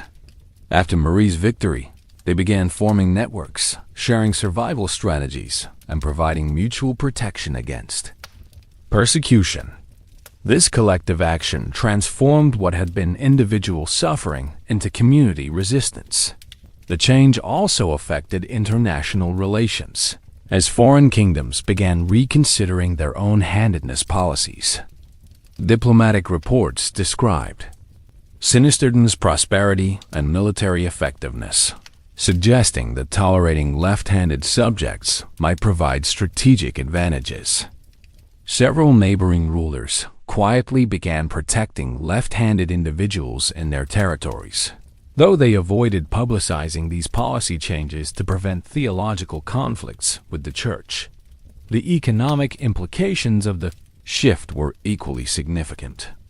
Trade networks that had previously excluded left-handed artisans suddenly found themselves at competitive disadvantages compared to more tolerant communities. Market forces began overwhelming religious prejudice as practical benefits became impossible. To ignore that the transformation from handedness persecution to tolerance didn't happen overnight. It was a messy, complicated process filled with resistance, setbacks, and unintended consequences that would have driven modern change management. Consultants to therapeutic drinking. The process revealed how deeply entrenched prejudices could be challenged by practical evidence, but also how stubbornly people clung to familiar beliefs, even when those beliefs caused obvious harm. Resistance to change came from multiple directions and took various forms.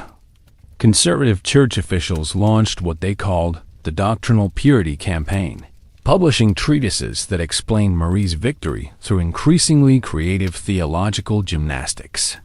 They argued that God had allowed a left-handed woman to win in order to test the faith of righteous believers, or that Marie had received temporary demonic assistance that would eventually be punished, or that the entire event was an elaborate illusion designed to confuse the faithful.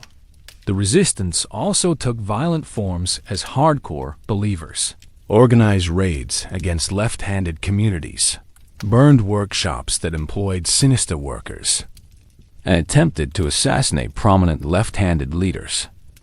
These attacks often backfired by creating sympathy for left-handed victims and demonstrating the ugliness of religious extremism to moderate believers who had previously supported persecution through passive acceptance. Champions of change emerged from unexpected quarters.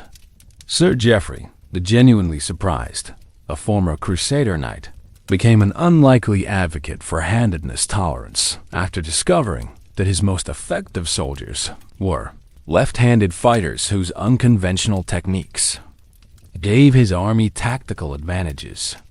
Sir Geoffrey's military success provided practical evidence that divine favor wasn't limited to right-handed individuals. Dame Isabella, the intellectually curious, a noblewoman with access to classical texts, began researching historical attitudes toward handedness and discovered that persecution was relatively recent rather than eternal church doctrine. Her scholarly work, circulated through networks of educated women, provided theological justification for questioning official positions and suggested that tolerance was actually more consistent with early Christian teaching than persecution. The process included specific steps that created momentum for broader change. First came economic integration, as pragmatic business owners discovered the advantages of employing left-handed workers. This created financial incentives for tolerance that overcame religious reservations, demonstrating that prejudice was expensive, while diversity was profitable. Second came social integration as left-handed individuals emerged from hiding and proved they were ordinary community members rather than supernatural threats.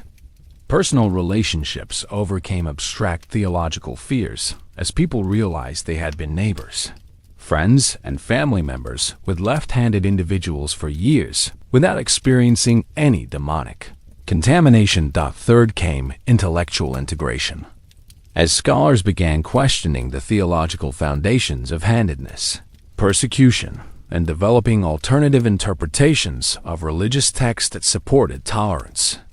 This provided cover for believers who wanted to abandon prejudice without abandoning faith. Fourth came political integration, as rulers recognized the strategic advantages of protecting talented left-handed subjects and the diplomatic benefits of appearing more enlightened than neighboring kingdoms. Political competition drove policy changes that religious conviction alone couldn't achieve.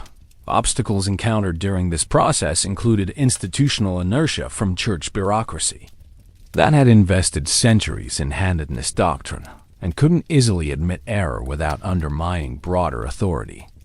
Economic interests also created resistance from right-handed craftspeople, who benefited from reduced competition and didn't want to face left-handed rivals in open markets.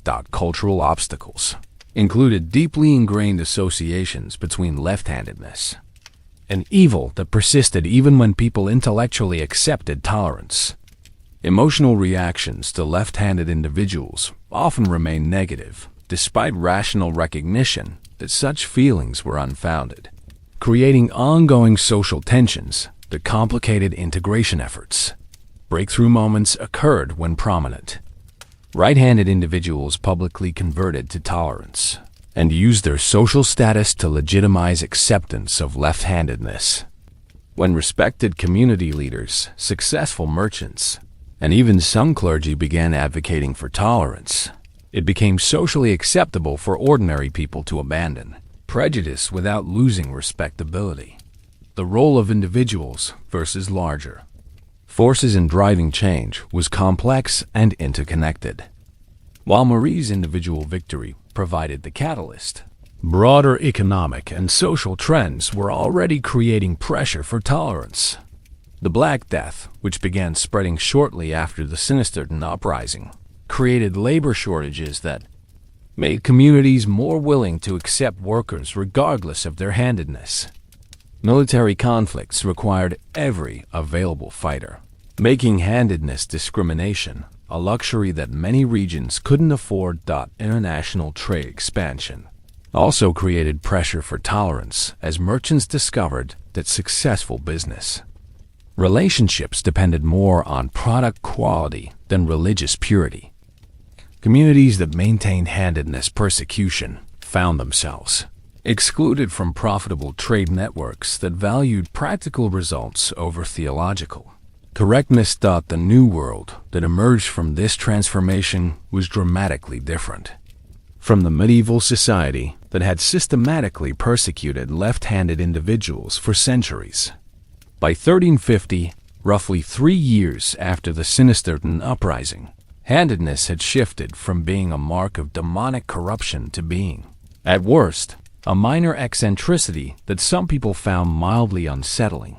The changes were most visible in urban areas where left-handed artisans began displaying their work openly, signing pieces with their left hands, and advertising their unique techniques as selling points rather than hiding them as shameful secrets.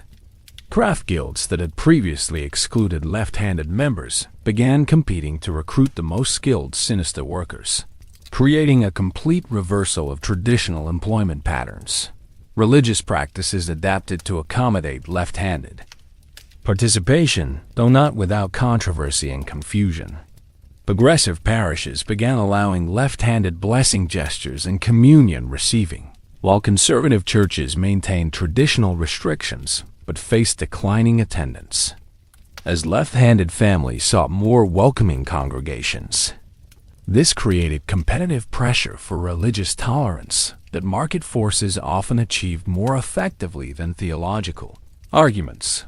Legal systems underwent substantial reforms as handedness-based discrimination became increasingly difficult to enforce and justify. Courts began rejecting marriage annulment requests based solely on discovered left-handedness, while contracts that excluded left-handed parties faced challenges that often succeeded.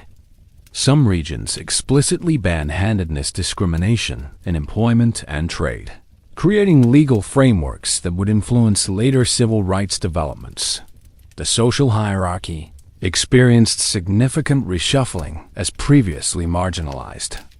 Left-handed individuals gained economic power and social status through their talents and business success. Dame Gertrude's workshops had inspired imitators across Europe, creating a new class of prosperous left-handed entrepreneurs who wielded considerable influence in their communities. Education systems began accommodating left-handed students instead of forcing painful and ineffective conversion attempts.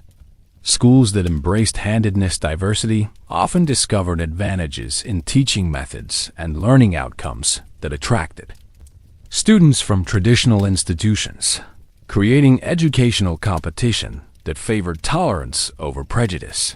Military organizations experienced perhaps the most dramatic changes as commanders recognized the tactical advantages of left-handed fighters and began actively recruiting them.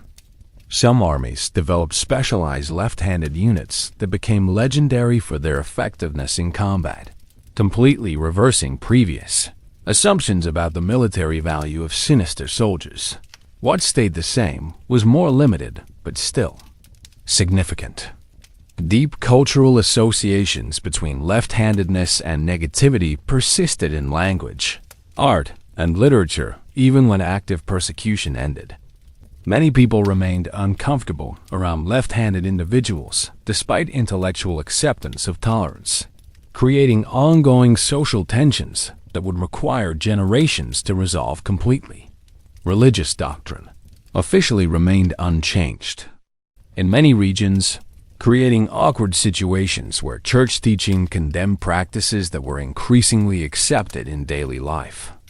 This disconnect between official theology and practical reality contributed to broader questions about religious authority that would influence later reform movements. Rural areas often maintained traditional prejudices longer than urban centers, creating geographic variations in tolerance that sometimes led to internal migration as left-handed individuals sought more accepting communities. This demographic shift contributed to urban growth and rural decline in some regions. International relations remained complicated as different kingdoms adopted varying policies toward handedness, creating diplomatic tensions and trade complications that persisted for decades. The lack of uniform standards for tolerance created opportunities for conflict and misunderstanding between neighboring regions. Was this change positive progress toward justice and tolerance, or dangerous abandonment of traditional religious values that had maintained social order for centuries? The answer depends entirely on your perspective and priorities, which is probably the most honest assessment we can make of any major social transformation. From the perspective of left-handed individuals and their families, the change was obviously liberation from systematic oppression that had caused unnecessary suffering for generations. They gained economic opportunities, social acceptance, and basic human dignity that had been denied through religious prejudice. Children could grow up using their natural dominant hands without fear of punishment or exile.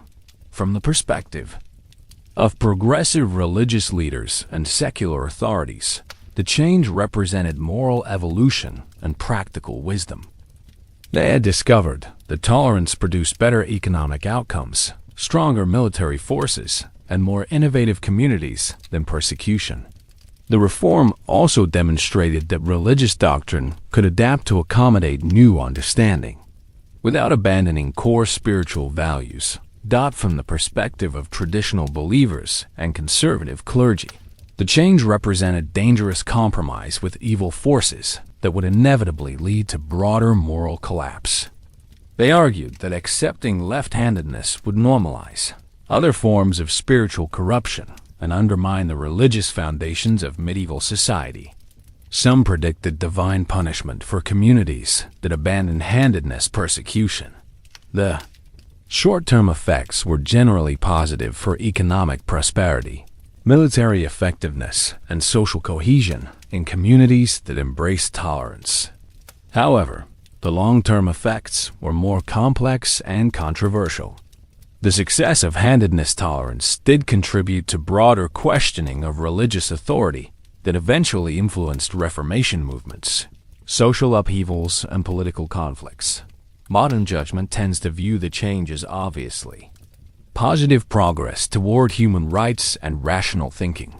We recognize handedness persecution as ignorant prejudice based on superstition rather than legitimate religious concern. However, contemporary medieval views were more divided and often hostile to tolerance. The unintended consequences included increased skepticism toward church doctrine, political instability in regions where religious and secular authorities disagreed, about tolerance and international tensions between kingdoms with different handedness policies. Some argue these consequences were worth the benefits of ending persecution, while others contend they created problems that outweighed the advantages of tolerance.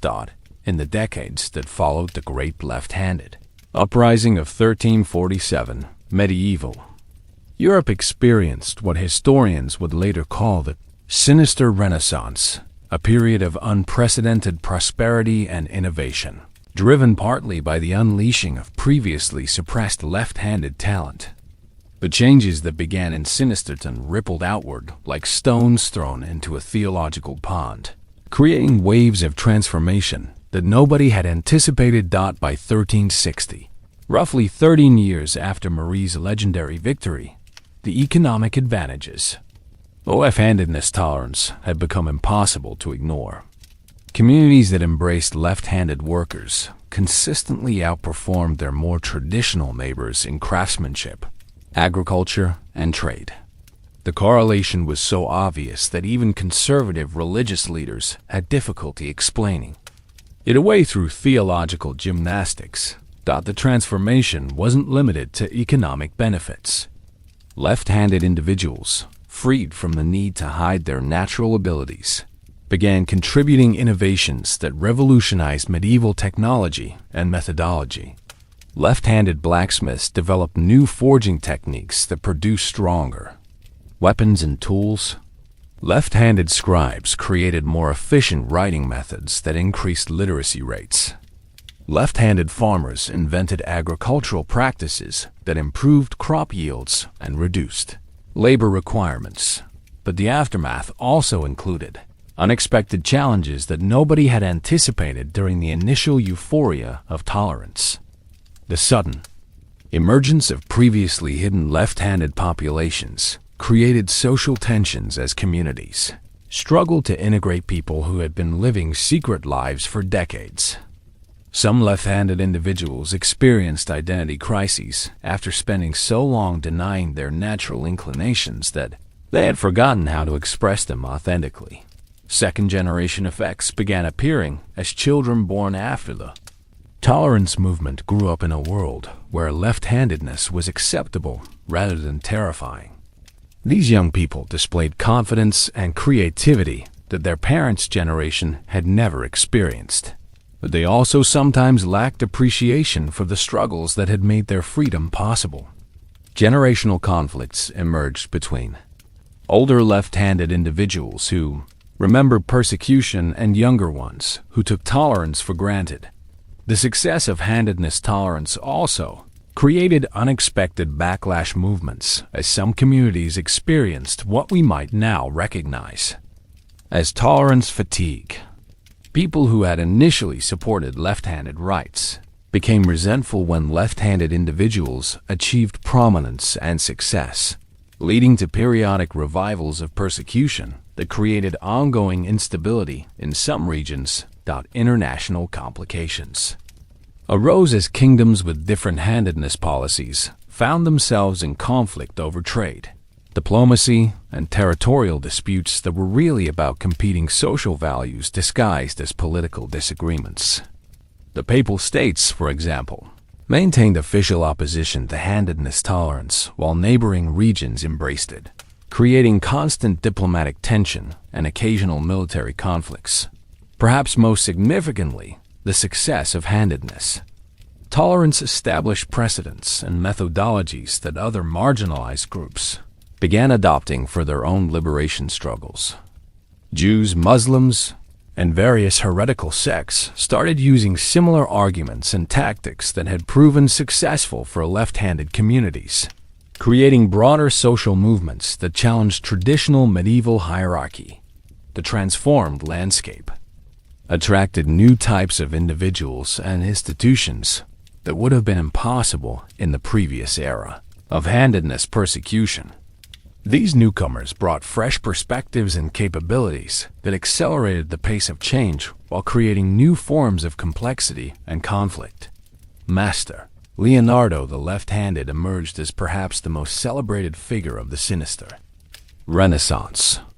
a brilliant inventor and artist whose left-handed techniques allowed him to create mirror writing that was both beautiful and practically useful for keeping trade secrets secure. Leonardo's workshops became pilgrimage destinations for aspiring left-handed artisans, creating the first formal educational institutions specifically designed for sinister students. Leonardo's innovations extended beyond individual techniques to developing what he called sinister engineering, architectural and mechanical designs that took advantage of left-handed spatial reasoning and manual dexterity. His left-handed apprentices created a new school of craftsmanship that influenced everything from cathedral construction to clockmaking, establishing technical superiority that made left-handed training highly sought after. The Guild of Ambidextrous Masters represented an entirely new category of professional organization that emerged to serve communities with mixed-handedness populations. These guilds developed training methods that accommodated both right and left-handed techniques, creating more versatile craftspeople who could adapt to diverse customer needs and work environments. The ambidextrous masters also pioneered labor relations innovations, developing the first systematic approaches to workplace diversity and inclusion that medieval society had ever seen.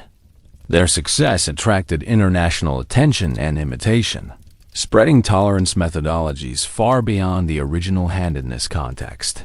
Sister Catherine the Converted became the most prominent religious figure to embrace handedness tolerance, developing theological arguments that reinterpreted traditional church doctrine to support rather than condemn left-handed individuals. Her treatise, Divine Diversity, God's Purpose in Sinister Creation, became required reading in progressive seminaries and influenced a generation of clergy who abandoned persecution in favor of inclusion. Sister Catherine's religious reforms went beyond handedness to challenge other forms of discrimination within church institutions. She argued that divine creation included intentional diversity that should be celebrated rather than corrected, establishing theological foundations for broader tolerance movements that would influence religious thinking for centuries. The traveling court of Master Wilhelm the Wise represented the emergence of left-handed political leadership as Wilhelm, a naturally left-handed noble, began openly displaying his handedness and using his success to advocate for tolerance policies. Wilhelm's court became a refuge for left-handed individuals from across Europe, while also serving as a diplomatic center for negotiating handedness-related conflicts between traditional and progressive kingdoms. Wilhelm's political innovations included developing legal frameworks for protecting minority rights, creating international treaties that prevented handedness-based discrimination in trade, and establishing asylum policies for left-handed refugees fleeing persecution. His methods became models for other rulers who wanted to attract talented, left-handed subjects while maintaining religious credibility. The Order of Sinister Scholars emerged as an intellectual movement dedicated to studying left-handedness from scientific rather than theological perspectives. These early medieval researchers began documenting the advantages of left-handed thinking, developing educational methods that accommodated different learning styles, and creating the first systematic studies of human diversity that medieval Europe had ever attempted. The Sinister Scholars also pioneered what we might now recognize as early psychology and neuroscience, studying how different types of thinking contributed to innovation and problem-solving. Their work attracted criticism from traditional religious authorities, but gained support from secular rulers who appreciated practical applications for military and economic advantages. But some problems persisted, despite the apparent success of the tolerance movement, proving that social change is never as simple or complete as initial enthusiasm suggests. These ongoing issues revealed the deep structural nature of prejudice and the difficulty of changing attitudes that had been entrenched for Centuries. Rural communities remained bastions of traditional handedness persecution long after urban areas had embraced tolerance. Geographic isolation, limited exposure to diverse perspectives, and dependence on conservative religious leadership created pockets of resistance that sometimes erupted into violence against left-handed travelers or refugees. The persistence of rural prejudice created ongoing safety concerns and limited the geographic mobility of left-handed individuals. Economic inequality emerged within left-handed communities as some individuals achieved spectacular success while others remained marginalized by class, gender, or regional discrimination. The celebration of prominent left-handed achievers sometimes obscured the continuing struggles of ordinary left-handed people who lacked the resources or connections to benefit from new opportunities. Religious institutions struggled with theological contradictions between official doctrine and practical acceptance of left-handed members. Many churches developed unofficial policies of tolerance while maintaining official positions of condemnation, creating confusion and anxiety for left-handed believers who never knew whether they would face acceptance or rejection in religious contexts. Legal systems remained inconsistent across different jurisdictions, creating a patchwork of protections and vulnerabilities that made travel and commerce complicated for left-handed individuals. Some regions had comprehensive anti-discrimination laws, while neighboring areas maintained traditional persecution policies, forcing left-handed people to navigate complex legal landscapes that could change dramatically with geographic boundaries. International relations continued to be complicated by handedness policies, as diplomatic negotiations sometimes foundered on disagreements about tolerance. Trade agreements included provisions about handedness discrimination. Military alliances required coordination between forces with different diversity policies, and cultural exchanges faced obstacles when participants had fundamentally different attitudes toward left-handed individuals. New versions of old problems emerged as tolerance movements created their own forms of exclusion and prejudice. Some left-handed communities developed superiority complexes that led to discrimination against right-handed individuals, reversing traditional power relationships without eliminating the underlying problem of prejudice based on handedness. Cyclical patterns appeared as tolerance advances were followed by backlash periods when economic difficulties or social tensions led to scapegoating of left-handed individuals. These cycles revealed that tolerance was fragile and required constant vigilance to maintain, especially during times of crisis when communities sought simple explanations for complex problems. Why certain issues proved intractable became clearer. Over time, as observers recognized that handedness discrimination was part of broader patterns of human prejudice rather than isolated theological error. The same psychological and social mechanisms that created handedness persecution could easily be redirected toward other targets, making superficial tolerance insufficient for addressing underlying causes of discrimination. Institutional resistance. From church hierarchies, traditional guilds, conservative noble families, and rural power structures created ongoing obstacles to complete equality, even in regions with official tolerance policies. These institutions had invested too much credibility in traditional positions to abandon them completely, leading to compromises and half measures that satisfied nobody while perpetuating injustice. Perhaps most frustratingly, the success of handedness. Tolerance sometimes made people complacent about other forms of discrimination, as if solving one problem eliminated the need to address others. Some communities congratulated themselves on their handedness progressivism while maintaining prejudices against Jews, Muslims, women, or poor people that were equally unjustified and harmful.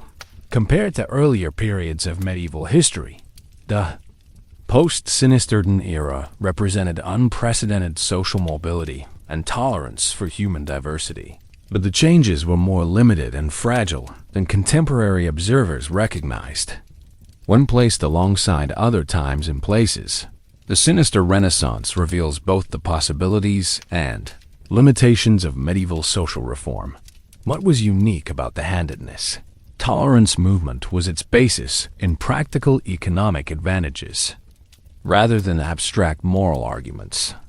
Unlike other medieval reform movements that depended on religious inspiration or political revolution, handedness tolerance succeeded because it made communities more prosperous and effective.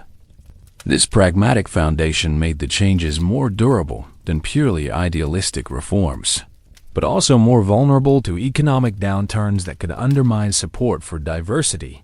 The speed of transformation was remarkable by medieval standards, where social changes typically required centuries to spread across geographic and class boundaries.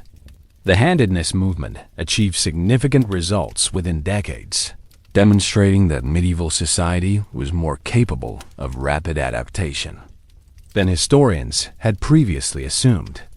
However, the speed also created instability as traditional institutions struggled to accommodate changes they hadn't anticipated. What was universal about the experience was the pattern of resistance from entrenched interests, the importance of economic incentives in overcoming prejudice, and the tendency for tolerance movements to create their own forms of exclusion. These patterns appeared consistently across different regions and time periods, suggesting fundamental aspects of human social psychology that transcended medieval circumstances. Lessons that could be learned from the handedness tolerance movement included the importance of practical benefits in motivating social change, the effectiveness of personal relationships in overcoming abstract prejudices, and the necessity of legal and institutional reforms to support cultural transformation. The movement also demonstrated that tolerance required ongoing effort and vigilance rather than being a permanent achievement. Academic historians during the Enlightenment period occasionally encountered references to medieval left-handed tolerance in archived documents, but they typically dismissed these accounts as exaggerations or misunderstandings. The idea that backwards, medieval people could have achieved tolerance that surpassed their own era was too threatening to Enlightenment assumptions about progress to accept seriously. Myths versus realities that developed around the tolerance movement created competing narratives that served different political purposes. Conservative historians portrayed the tolerance era as a cautionary tale about the dangers of abandoning traditional values, emphasizing the chaos and decline that followed experimental policies. Liberal historians, when they acknowledged the movement at all, presented it as proof that human progress was possible even in supposedly dark ages. Why the movement remained important despite its collapse relates to the precedents it established for questioning authority, organizing minority communities, and developing practical arguments for inclusion. The methods pioneered by left-handed advocates were rediscovered and adapted by later movements for religious tolerance, women's rights, and eventually racial equality. Though the connections were rarely explicit, the movement also influenced legal thinking about minority rights and discrimination, establishing concepts that wouldn't be formally recognized until centuries later. Medieval lawyers who had developed frameworks for protecting left-handed individuals created precedents that influenced later civil rights law, though the handedness context was forgotten while the legal principles survived. Economic theories about the benefits of diversity also originated partly from observations made during the tolerance era. The correlation between handedness, inclusion, and prosperity was documented by medieval merchants and administrators whose records influenced later thinking about trade, innovation, and social policy, even when the specific handedness connection was lost. Perhaps most importantly, the tolerance movement demonstrated that rapid social change was possible even in supposedly static medieval society, challenging assumptions about historical inevitability and the pace of progress. This lesson influenced later revolutionaries and reformers, who drew inspiration from evidence that traditional authority could be successfully challenged, even if they didn't understand the full context of their historical examples. The movement's emphasis on practical benefits rather than abstract moral arguments also established templates for effective advocacy that proved remarkably durable across different historical contexts and social issues. Today, we can see echoes of the medieval handedness tolerance movement in contemporary debates about diversity, inclusion, and minority rights that are so striking they sometimes seem like historical déjà vu with updated vocabulary. The patterns of resistance, progress, backlash, and institutional change that characterize the sinister Renaissance appear repeatedly in modern contexts, suggesting fundamental aspects of human social psychology that transcend specific time, periods, or cultural circumstances.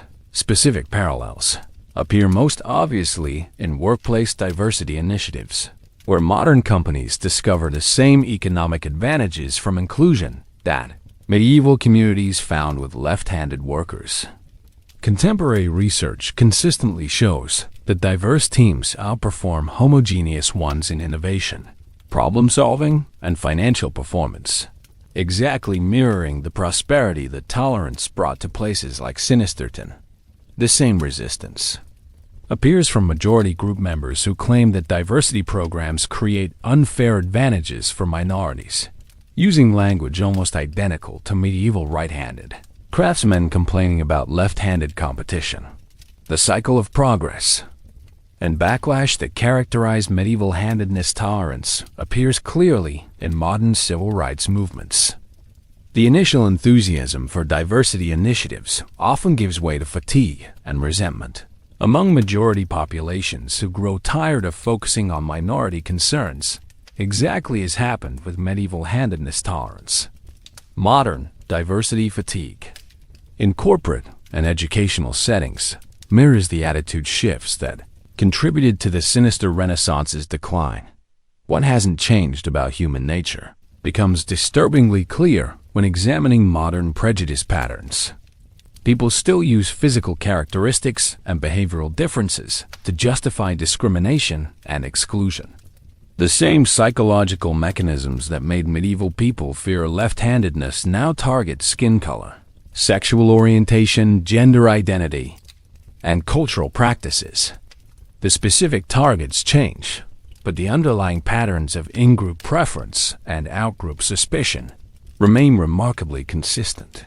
Similar patterns in different contexts appear in modern educational settings where accommodating learning differences faces resistance similar to medieval debates about left-handed teaching methods. Teachers who argue that adapting curriculum for diverse learning styles creates unfair advantages or lower standards echo medieval educators who claimed that tolerating left-handed writing techniques would corrupt academic excellence. Religious communities today struggle with inclusion issues that parallel medieval theological debates about handedness. Progressive congregations that embrace diversity face conservative backlash, using arguments remarkably similar to those deployed against left-handed tolerance. The same tensions between traditional doctrine and inclusive practice that split medieval churches continue dividing modern religious institutions. Modern political movements also show striking parallels to medieval handedness conflicts.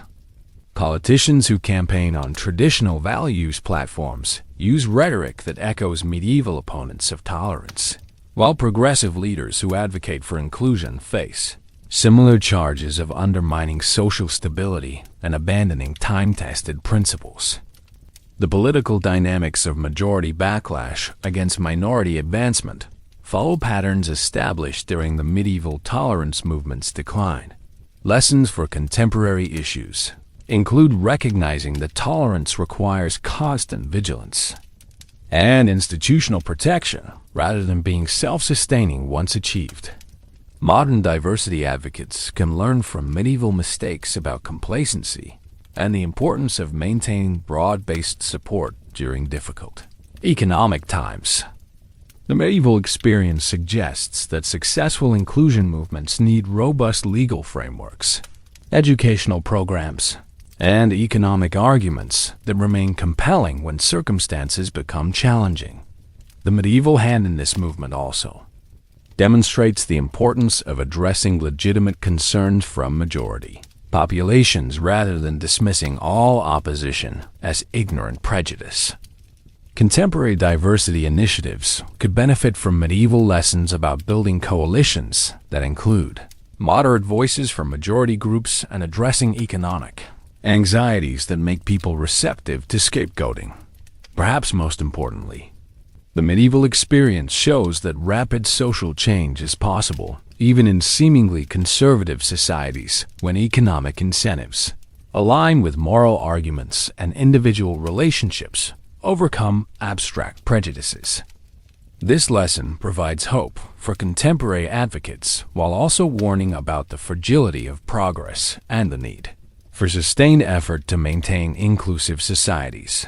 The parallel also reveals that diversity and inclusion are not modern inventions, but recurring human challenges that appear across different historical contexts. Understanding these patterns can help contemporary advocates avoid repeating historical mistakes while building on strategies that have proven effective across time and cultural boundaries. Even now, the medieval handedness tolerance movement influences areas of modern life in ways that most people never recognize, creating ongoing legacies that demonstrate the lasting impact of historical social experiments. The influence appears most clearly in academic studies of discrimination and minority rights, where researchers often unknowingly replicate methodologies and arguments developed during the blamed sinister Renaissance. Academic study of the tolerance movement has been limited by the deliberate erasure that followed its collapse, but historians who discover references to medieval handedness policies often find their research unexpectedly relevant to contemporary diversity challenges. Graduate students writing dissertations about medieval labor relations sometimes stumble across evidence of left-handed inclusion policies that provide fresh perspectives on modern workplace discrimination. Popular culture occasionally references medieval left-handed persecution without understanding the full historical context, creating movies, novels, and television shows that draw on half-remembered cultural memories of the tolerance era. These fictional portrayals often present handedness, discrimination as obviously absurd, unaware that they're depicting real historical experiences rather than pure fantasy.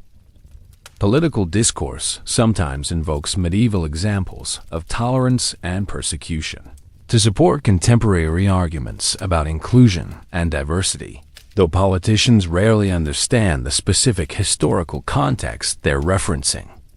Conservative speakers warn about the medieval chaos that follows abandoning traditional values, while progressive advocates point to historical examples of successful diversity as proof that inclusion works. Social movements continue using organizational strategies and advocacy methods that were pioneered during the medieval tolerance era, though the connections are usually unconscious rather than deliberate. The emphasis on economic arguments for inclusion, the importance of personal relationships in overcoming prejudice, and the need for institutional change to support cultural transformation all echo medieval lessons that have been rediscovered. Repeatedly. Why people still care about these historical events, even when they don't fully understand them, relates to their continuing relevance for contemporary struggles with diversity and inclusion. The medieval handedness experience provides evidence that tolerance is both possible and fragile, requiring constant effort to maintain, but capable of producing remarkable benefits when successfully implemented. The continuing influence also appears in legal frameworks that protect minority rights, educational approaches that accommodate different learning styles, and business practices that value diverse perspectives, all building on foundations that can be traced back to innovations developed during the brief but remarkable period when Medieval Europe embraced left-handed individuals as valuable community members rather than threats to social order. Looking back across this remarkable journey through medieval Europe's brief but extraordinary experiment with handedness tolerance, we've witnessed patterns of human behavior that are simultaneously deeply historical and startlingly contemporary. From the theological paranoia that turned left-handedness into evidence of demonic corruption, to the economic pragmatism that eventually overcame religious prejudice, we've seen how societies can transform rapidly when circumstances align, and how quickly those same transformations can unravel when support weakens. The key patterns that emerge throughout our story reveal fundamental aspects of human social psychology that transcend specific historical contexts. We saw how prejudice typically operates through elaborate intellectual frameworks that make discrimination seem rational and necessary, rather than cruel and arbitrary. Medieval theologians didn't wake up one morning and decide to persecute left-handed people for fun. They developed sophisticated theological arguments that convinced sincere believers they were protecting society from spiritual corruption. We also witnessed how economic incentives can overcome even deeply entrenched religious beliefs when the practical benefits become impossible to ignore. The prosperity that followed handedness tolerance in places like Sinisterton provided more compelling arguments for inclusion than centuries of moral reasoning had achieved. This suggests that successful social change often requires practical demonstration of benefits rather than just abstract appeals to justice and fairness.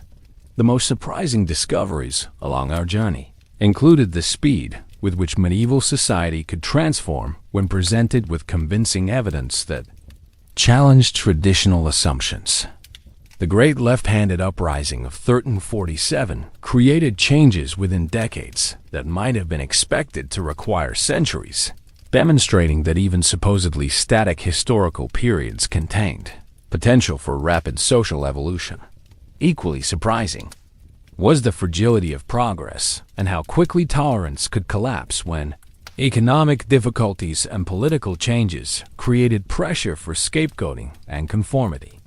The gradual erosion of handedness tolerance during the 1380s and 1390s revealed that social change requires constant vigilance and institutional protection rather than being self-sustaining once achieved.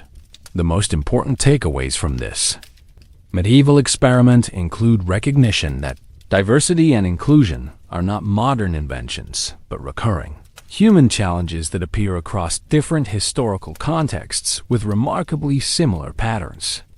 The same resistance, progress, backlash, and institutional dynamics that characterized medieval handedness tolerance continue appearing in contemporary struggles for civil rights and social justice. Understanding how this medieval story evolved also provides insights into the conditions necessary for successful social change and the factors that contribute to its collapse.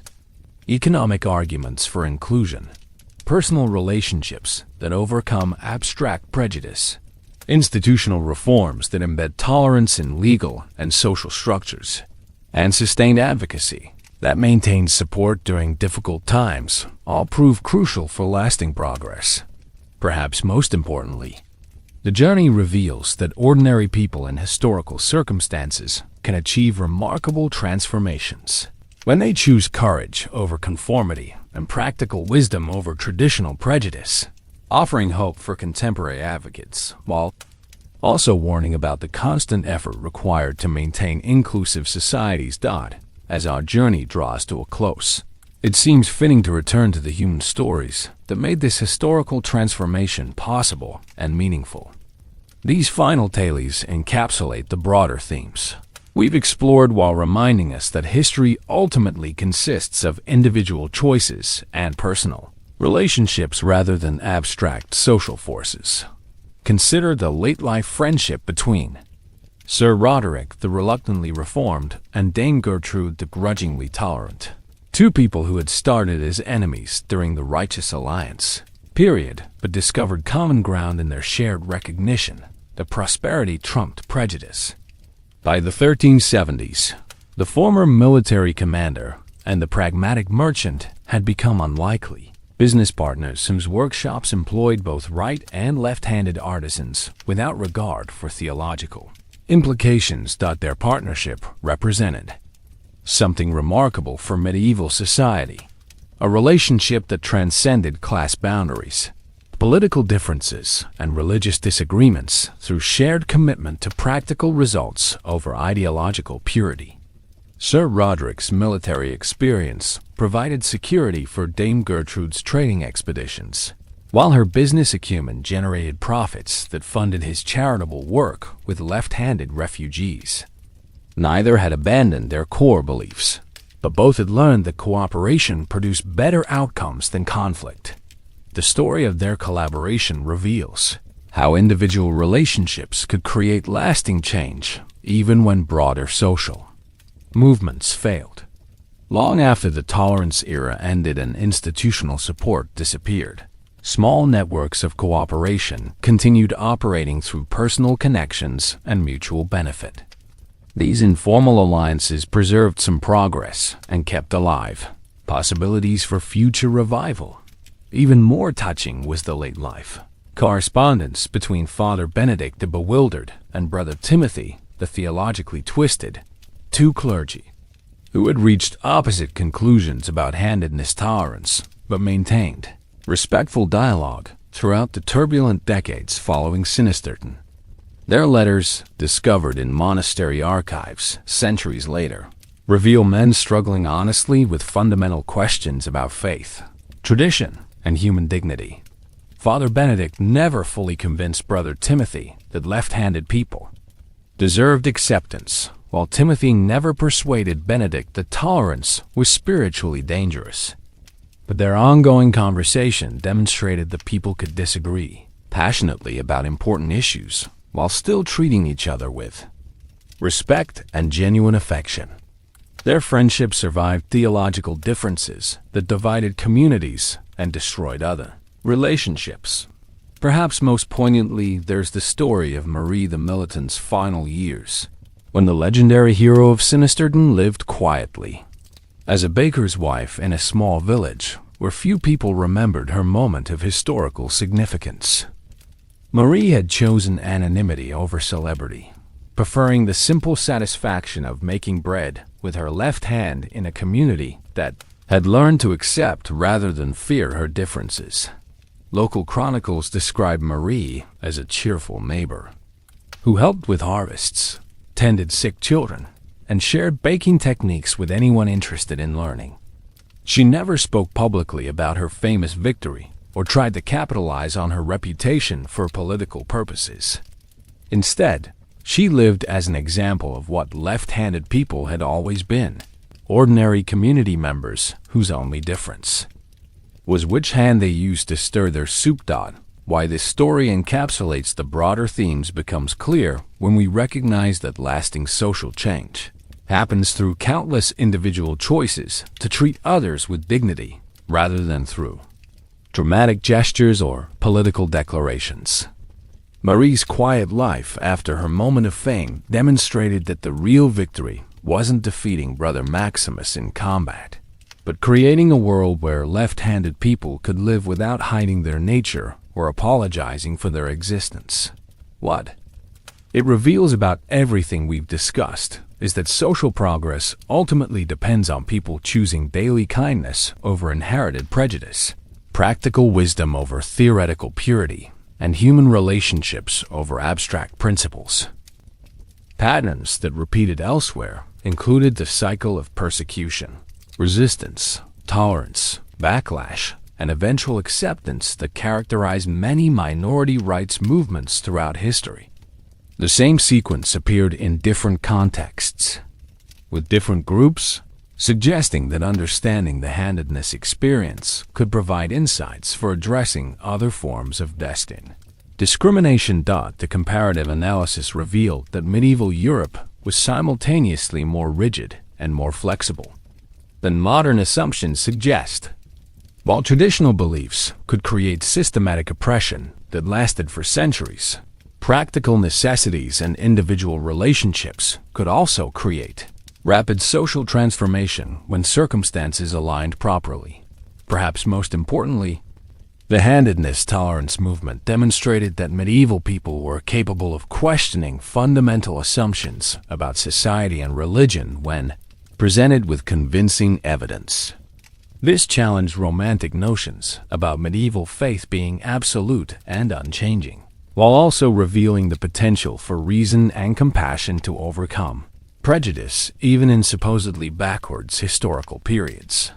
The analysis also showed that successful social movements required a combination of factors: individual courage, economic incentives, institutional support, and favorable circumstances that made lasting change possible but not inevitable. By the 1380s, roughly 40 years after Marie the Militant's legendary victory, astute observers began noticing subtle shifts that suggested the golden age of handedness tolerance was approaching its end. The warning signs weren't dramatic, no massive persecution campaigns or theological proclamations, but rather a series of small changes that collectively indicated a society growing tired of its own progressivism. The first troubling sign was economic. The prosperity that had initially justified tolerance for left-handed workers was becoming routine rather than remarkable, making the advantages less obvious to people who had grown accustomed to success. When communities no longer remembered the poverty and stagnation of the persecution era, they stopped appreciating the connection between diversity and prosperity. Young right-handed craftsmen began complaining that left-handed competitors had unfair advantages and demanding restrictions to level the playing field. Political shifts also contributed to the changing atmosphere as a new generation of rulers emerged who had inherited rather than earned their tolerance policies. These young nobles lacked the personal experiences that had convinced their predecessors to embrace handedness diversity, making them more susceptible to conservative advisors who argued that tolerance had gone too far. Several kingdoms began quietly reducing support for left-handed institutions, while avoiding dramatic policy reversals that might provoke resistance. The church hierarchy, which had never fully accepted handedness tolerance despite practical accommodations, began reasserting traditional doctrine as memories of Sinisterden's dramatic confrontation faded. New generations of clergy, who hadn't witnessed a theological crisis, firsthand felt more comfortable returning to familiar interpretations that condemned left-handedness as spiritually problematic. They didn't immediately resume active persecution, but they stopped actively supporting tolerance initiatives. Cultural fatigue became increasingly obvious as right-handed populations grew resentful of what they perceived as constant attention to left-handed concerns. The same communities that had celebrated left-handed achievements decades earlier began viewing them as evidence of preferential treatment rather than recognition of merit. Media discourse shifted from celebrating diversity to questioning whether handedness considerations had become excessive. Perhaps most ominously, left-handed communities themselves showed signs of internal division and complacency. Successful left-handed individuals sometimes distanced themselves from less fortunate, sinister populations, claiming their achievements proved that discrimination was no longer a serious problem. Generational conflicts emerged between older left-handed people who remembered persecution and younger ones who took tolerance for granted, weakening community solidarity that had been crucial for maintaining progress. International tensions also played a role as competing kingdoms used handedness policies as diplomatic weapons. Conservative rulers portrayed tolerance as weakness and corruption, while progressive leaders faced pressure to prove their strength through other forms of discrimination or military aggression. The handedness issue became entangled with broader political conflicts that had little to do with tolerance, but everything to do with power and territory. What key players could see versus What they missed revealed the limitations of even the most astute medieval observers. Progressive leaders recognized growing resistance, but underestimated its significance, assuming that economic success would automatically maintain support for tolerance. Conservative opponents correctly identified tolerance fatigue, but failed to anticipate the long-term consequences of abandoning diversity advantages. The actual end of the sinister Renaissance wasn't marked by a single dramatic event like the original Sinister Uprising, but rather by a series of incremental reversals that gradually eroded tolerance until it became a historical curiosity, rather than a living reality. The process was so gradual that many people didn't realize what was happening until the transformation was complete. The beginning of the end came with the Great Plague of 1381, which created economic disruption and social anxiety that made communities more receptive to scapegoating and simple explanations for complex problems. When crops failed and trade declined, it became convenient to blame left-handed individuals for bringing divine punishment through their continued spiritual corruption. The same theological arguments that had been discredited decades earlier suddenly seemed plausible again to populations desperate for someone to blame. Local reversals began appearing as individual communities quietly reinstated restrictions on left-handed workers, justified through new economic theories rather than old religious ones. Guild leaders argued that left-handed techniques created unfair competition that destabilized traditional markets, while merchants claimed that international customers preferred dealing with normal right-handed representatives. These economic justifications made discrimination seem rational rather than prejudiced. The legal framework supporting tolerance was dismantled piece by piece, as courts began interpreting anti-discrimination laws more narrowly and governments reduced funding for left-handed educational institutions. The changes were presented as budget reforms and legal clarifications rather than direct attacks on tolerance, making them difficult to oppose through traditional advocacy methods.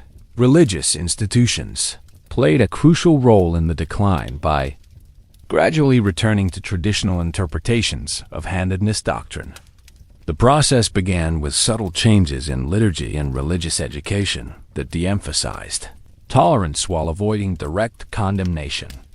Progressive clergy who had supported left-handed inclusion found themselves transferred to remote parishes or encouraged to pursue other careers, while conservative replacements quietly restored traditional practices. The final major players in this decline included Cardinal Alessandro the Absolutely Convinced, who published the influential treatise arguing that the Church's temporary tolerance of left-handedness had been a misguided experiment that weakened Christian faith. His theological arguments provided intellectual cover for communities that wanted to abandon tolerance without appearing ignorant or cruel. King Edward the Economically Anxious represented political leadership that sacrificed tolerance for short-term stability. Facing economic crisis and social unrest, Edward began restricting left-handed rights to appease conservative constituencies, while claiming that diversity policies were luxury items that couldn't be afforded during difficult times. Master Thomas, the traditionally minded, led the craft guild movement to reimpose restrictions on left-handed apprentices, arguing that traditional techniques were being lost as masters spent too much time accommodating sinister methods. His campaign appealed to right-handed workers, who felt displaced by left-handed competition and nostalgia for simpler times when handedness wasn't a controversial issue. Dame Margaret the Moderately Regretful represented the large population of people who had initially supported tolerance but gradually withdrew their backing as the novelty wore off and costs became apparent. Margaret didn't actively oppose left-handed rights, but she stopped defending them when they became politically inconvenient or socially awkward. The last attempts to preserve tolerance came from organizations like the Society for Sinister Preservation, which tried to maintain left-handed institutions through private funding and underground networks. Their efforts succeeded in protecting some left-handed individuals and preserving some knowledge, but they couldn't prevent the broader social reversal. Symbolic endpoints included the closure of Master Leonardo's left-handed workshops in 1389, the dissolution of the Guild of Ambidextrous Masters in 1392, and the conversion of left-handed educational institutions back to traditional right-handed instruction throughout the 1390s. By 1400, most visible signs of the tolerance movement had disappeared from public life. The gradual decline created a situation where left-handed individuals found themselves increasingly isolated and vulnerable without the community support systems that had developed during the tolerance era. Many returned to hiding their handedness, while others attempted to emigrate to regions where tolerance persisted longer. Some tried to organize resistance movements, but they lacked the unity and resources that had made earlier advocacy successful. Perhaps most tragically, the decline occurred so gradually that each step seemed reasonable and inevitable, making it difficult for supporters to identify clear moments for resistance or points where reversal might have been possible. The collapse of handedness tolerance resulted from a convergence of factors that medieval society was unprepared to address, revealing fundamental limitations in the social and intellectual frameworks available for sustaining progressive change. Understanding why tolerance failed provides insights into the challenges facing any society attempting to maintain inclusion against persistent pressures toward conformity and exclusion. Internal problems within the tolerance movement contributed significantly to its eventual failure. Success had created complacency among left-handed communities who assumed that progress was permanent and didn't require ongoing vigilance to maintain. Generational changes produced left-handed leaders who lacked the personal experience of persecution and therefore underestimated the fragility of their achievements. Class divisions within left-handed populations prevented unified responses to growing threats as wealthy sinister individuals distanced themselves from poor ones. External pressures proved equally destructive, as economic difficulties made tolerance seem like an expensive luxury rather than a practical necessity. The plague years created genuine hardship that made communities more receptive to scapegoating and less willing to support policies that seemed to benefit minorities at the expense of majority populations. International conflicts diverted attention and resources away from domestic tolerance initiatives while creating nationalist sentiments that emphasized conformity over diversity. The role of individuals versus historical forces in causing the decline reveals the complex interaction between personal choices and broader social trends. While specific leaders like Cardinal Alessandro and King Edward made crucial decisions that accelerated the collapse, they were responding to pressures and opportunities that would have influenced any individuals in their positions. The decline might have been slower or taken different forms with different leadership, but underlying social and economic forces made some form of reversal likely. What could have been done differently includes maintaining stronger legal protections that couldn't be easily reversed, developing more robust economic arguments for tolerance that remained compelling during difficult times, and creating educational programs that helped right-handed populations understand their stake in maintaining diversity. The tolerance movement also needed better strategies for addressing legitimate concerns about economic disruption and social change rather than dismissing all opposition as ignorant prejudice. Institutional reforms might have helped preserve tolerance by embedding it more deeply in legal, educational, and religious structures rather than depending on individual leaders and popular support. Constitutional protections, permanent funding mechanisms, and mandatory diversity training could have made reversal more difficult, though such innovations were beyond medieval institutional capabilities. The inevitability versus contingency question is particularly complex because the decline resulted from both predictable human tendencies and specific historical circumstances. Some form of backlash against tolerance was probably inevitable, given medieval society's limited experience with diversity and inclusion, but the specific timing and severity of the collapse depended on contingent factors like plague outbreaks and political leadership changes.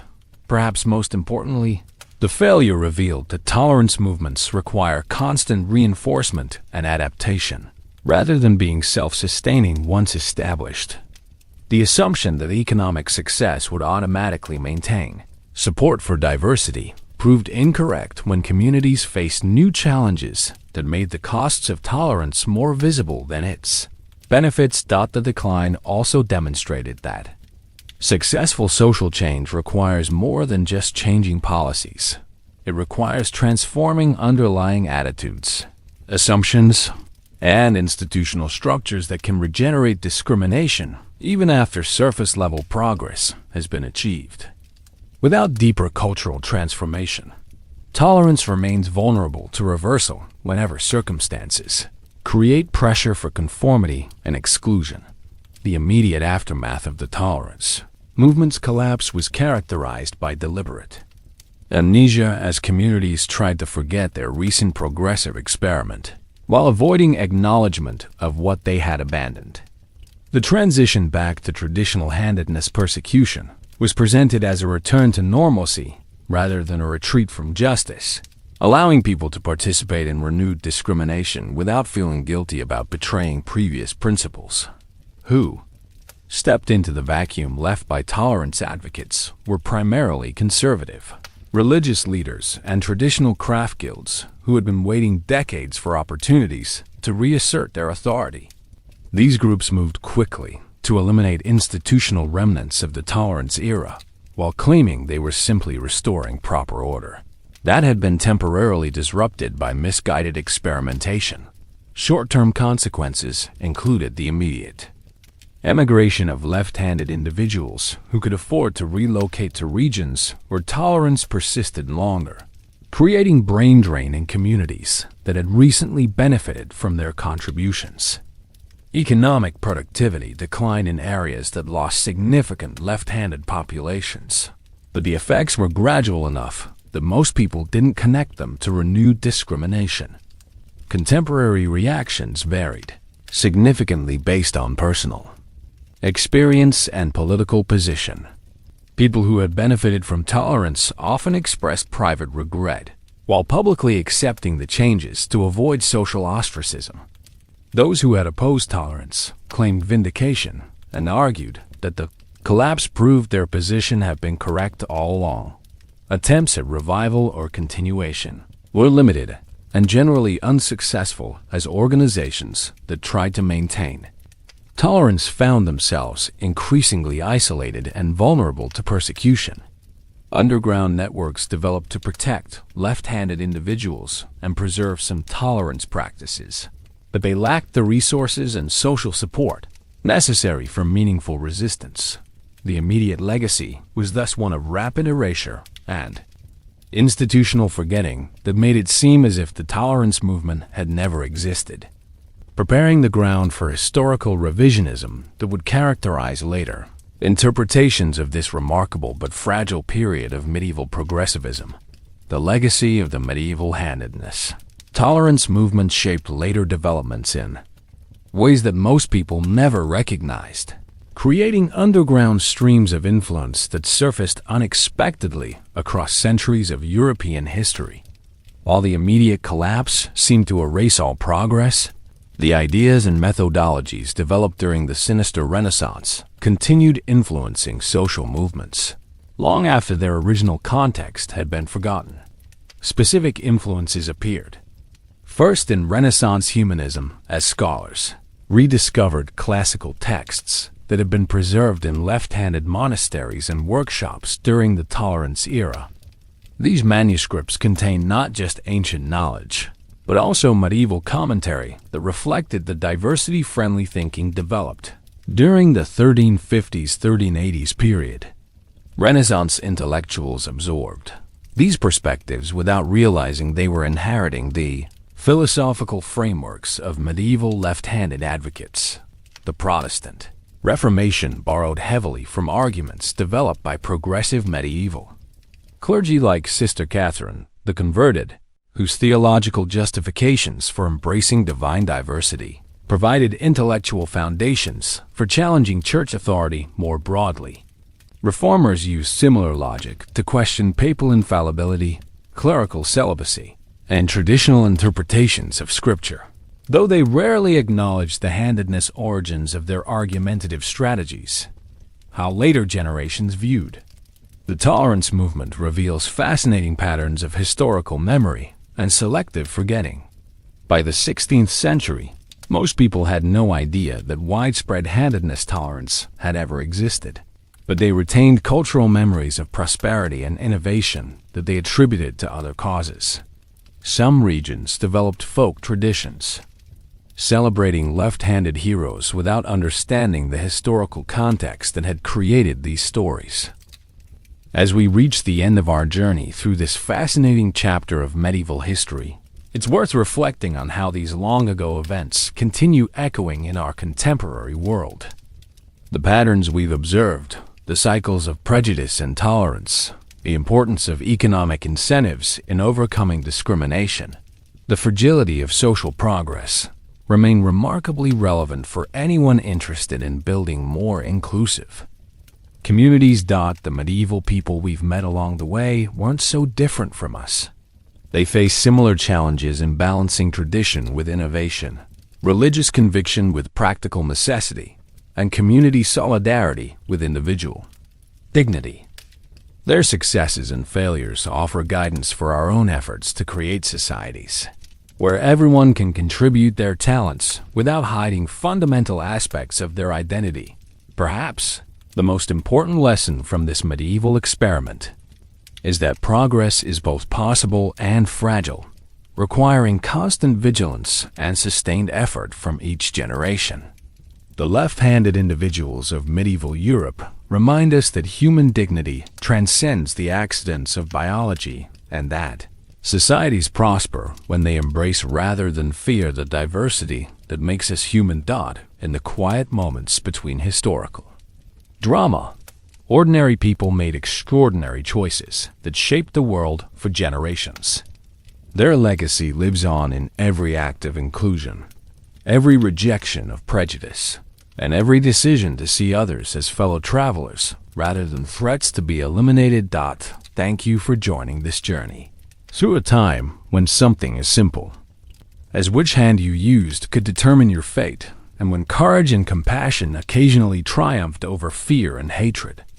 May we learn from their example and continue working toward a world where everyone can live authentically without apology or concealment. And so we close this chapter on medieval Europe's remarkable but brief experiment with handedness tolerance, a story that reminds us that even in the darkest historical periods, human beings have shown remarkable capacity for growth, change, and compassion. The people we've met, from Marie the Militant to Dame Gertrude the grudgingly tolerant, from the confused clergy to the pragmatic merchants, all struggled with questions that continue challenging us today. Their world was different from ours in countless ways, yet their fundamental struggles with prejudice, tolerance, economic inequality, and social change feel remarkably familiar. They remind us that progress is never guaranteed. Tolerance requires constant cultivation, and human dignity depends on ordinary people making extraordinary choices in their daily lives. As you drift off to sleep tonight, perhaps you'll think about these medieval individuals who chose courage over conformity, practical wisdom over inherited prejudice, and human kindness over theological purity. Their legacy lives on in every act of inclusion, every rejection of discrimination, and every decision to see others as fellow human beings deserving of respect and opportunity. Sweet dreams, and may you wake tomorrow ready to continue their work of building a world where everyone can contribute their gifts without hiding who they are. The journey toward justice and inclusion continues, and we all have roles to play in writing the next chapters of this ongoing human story.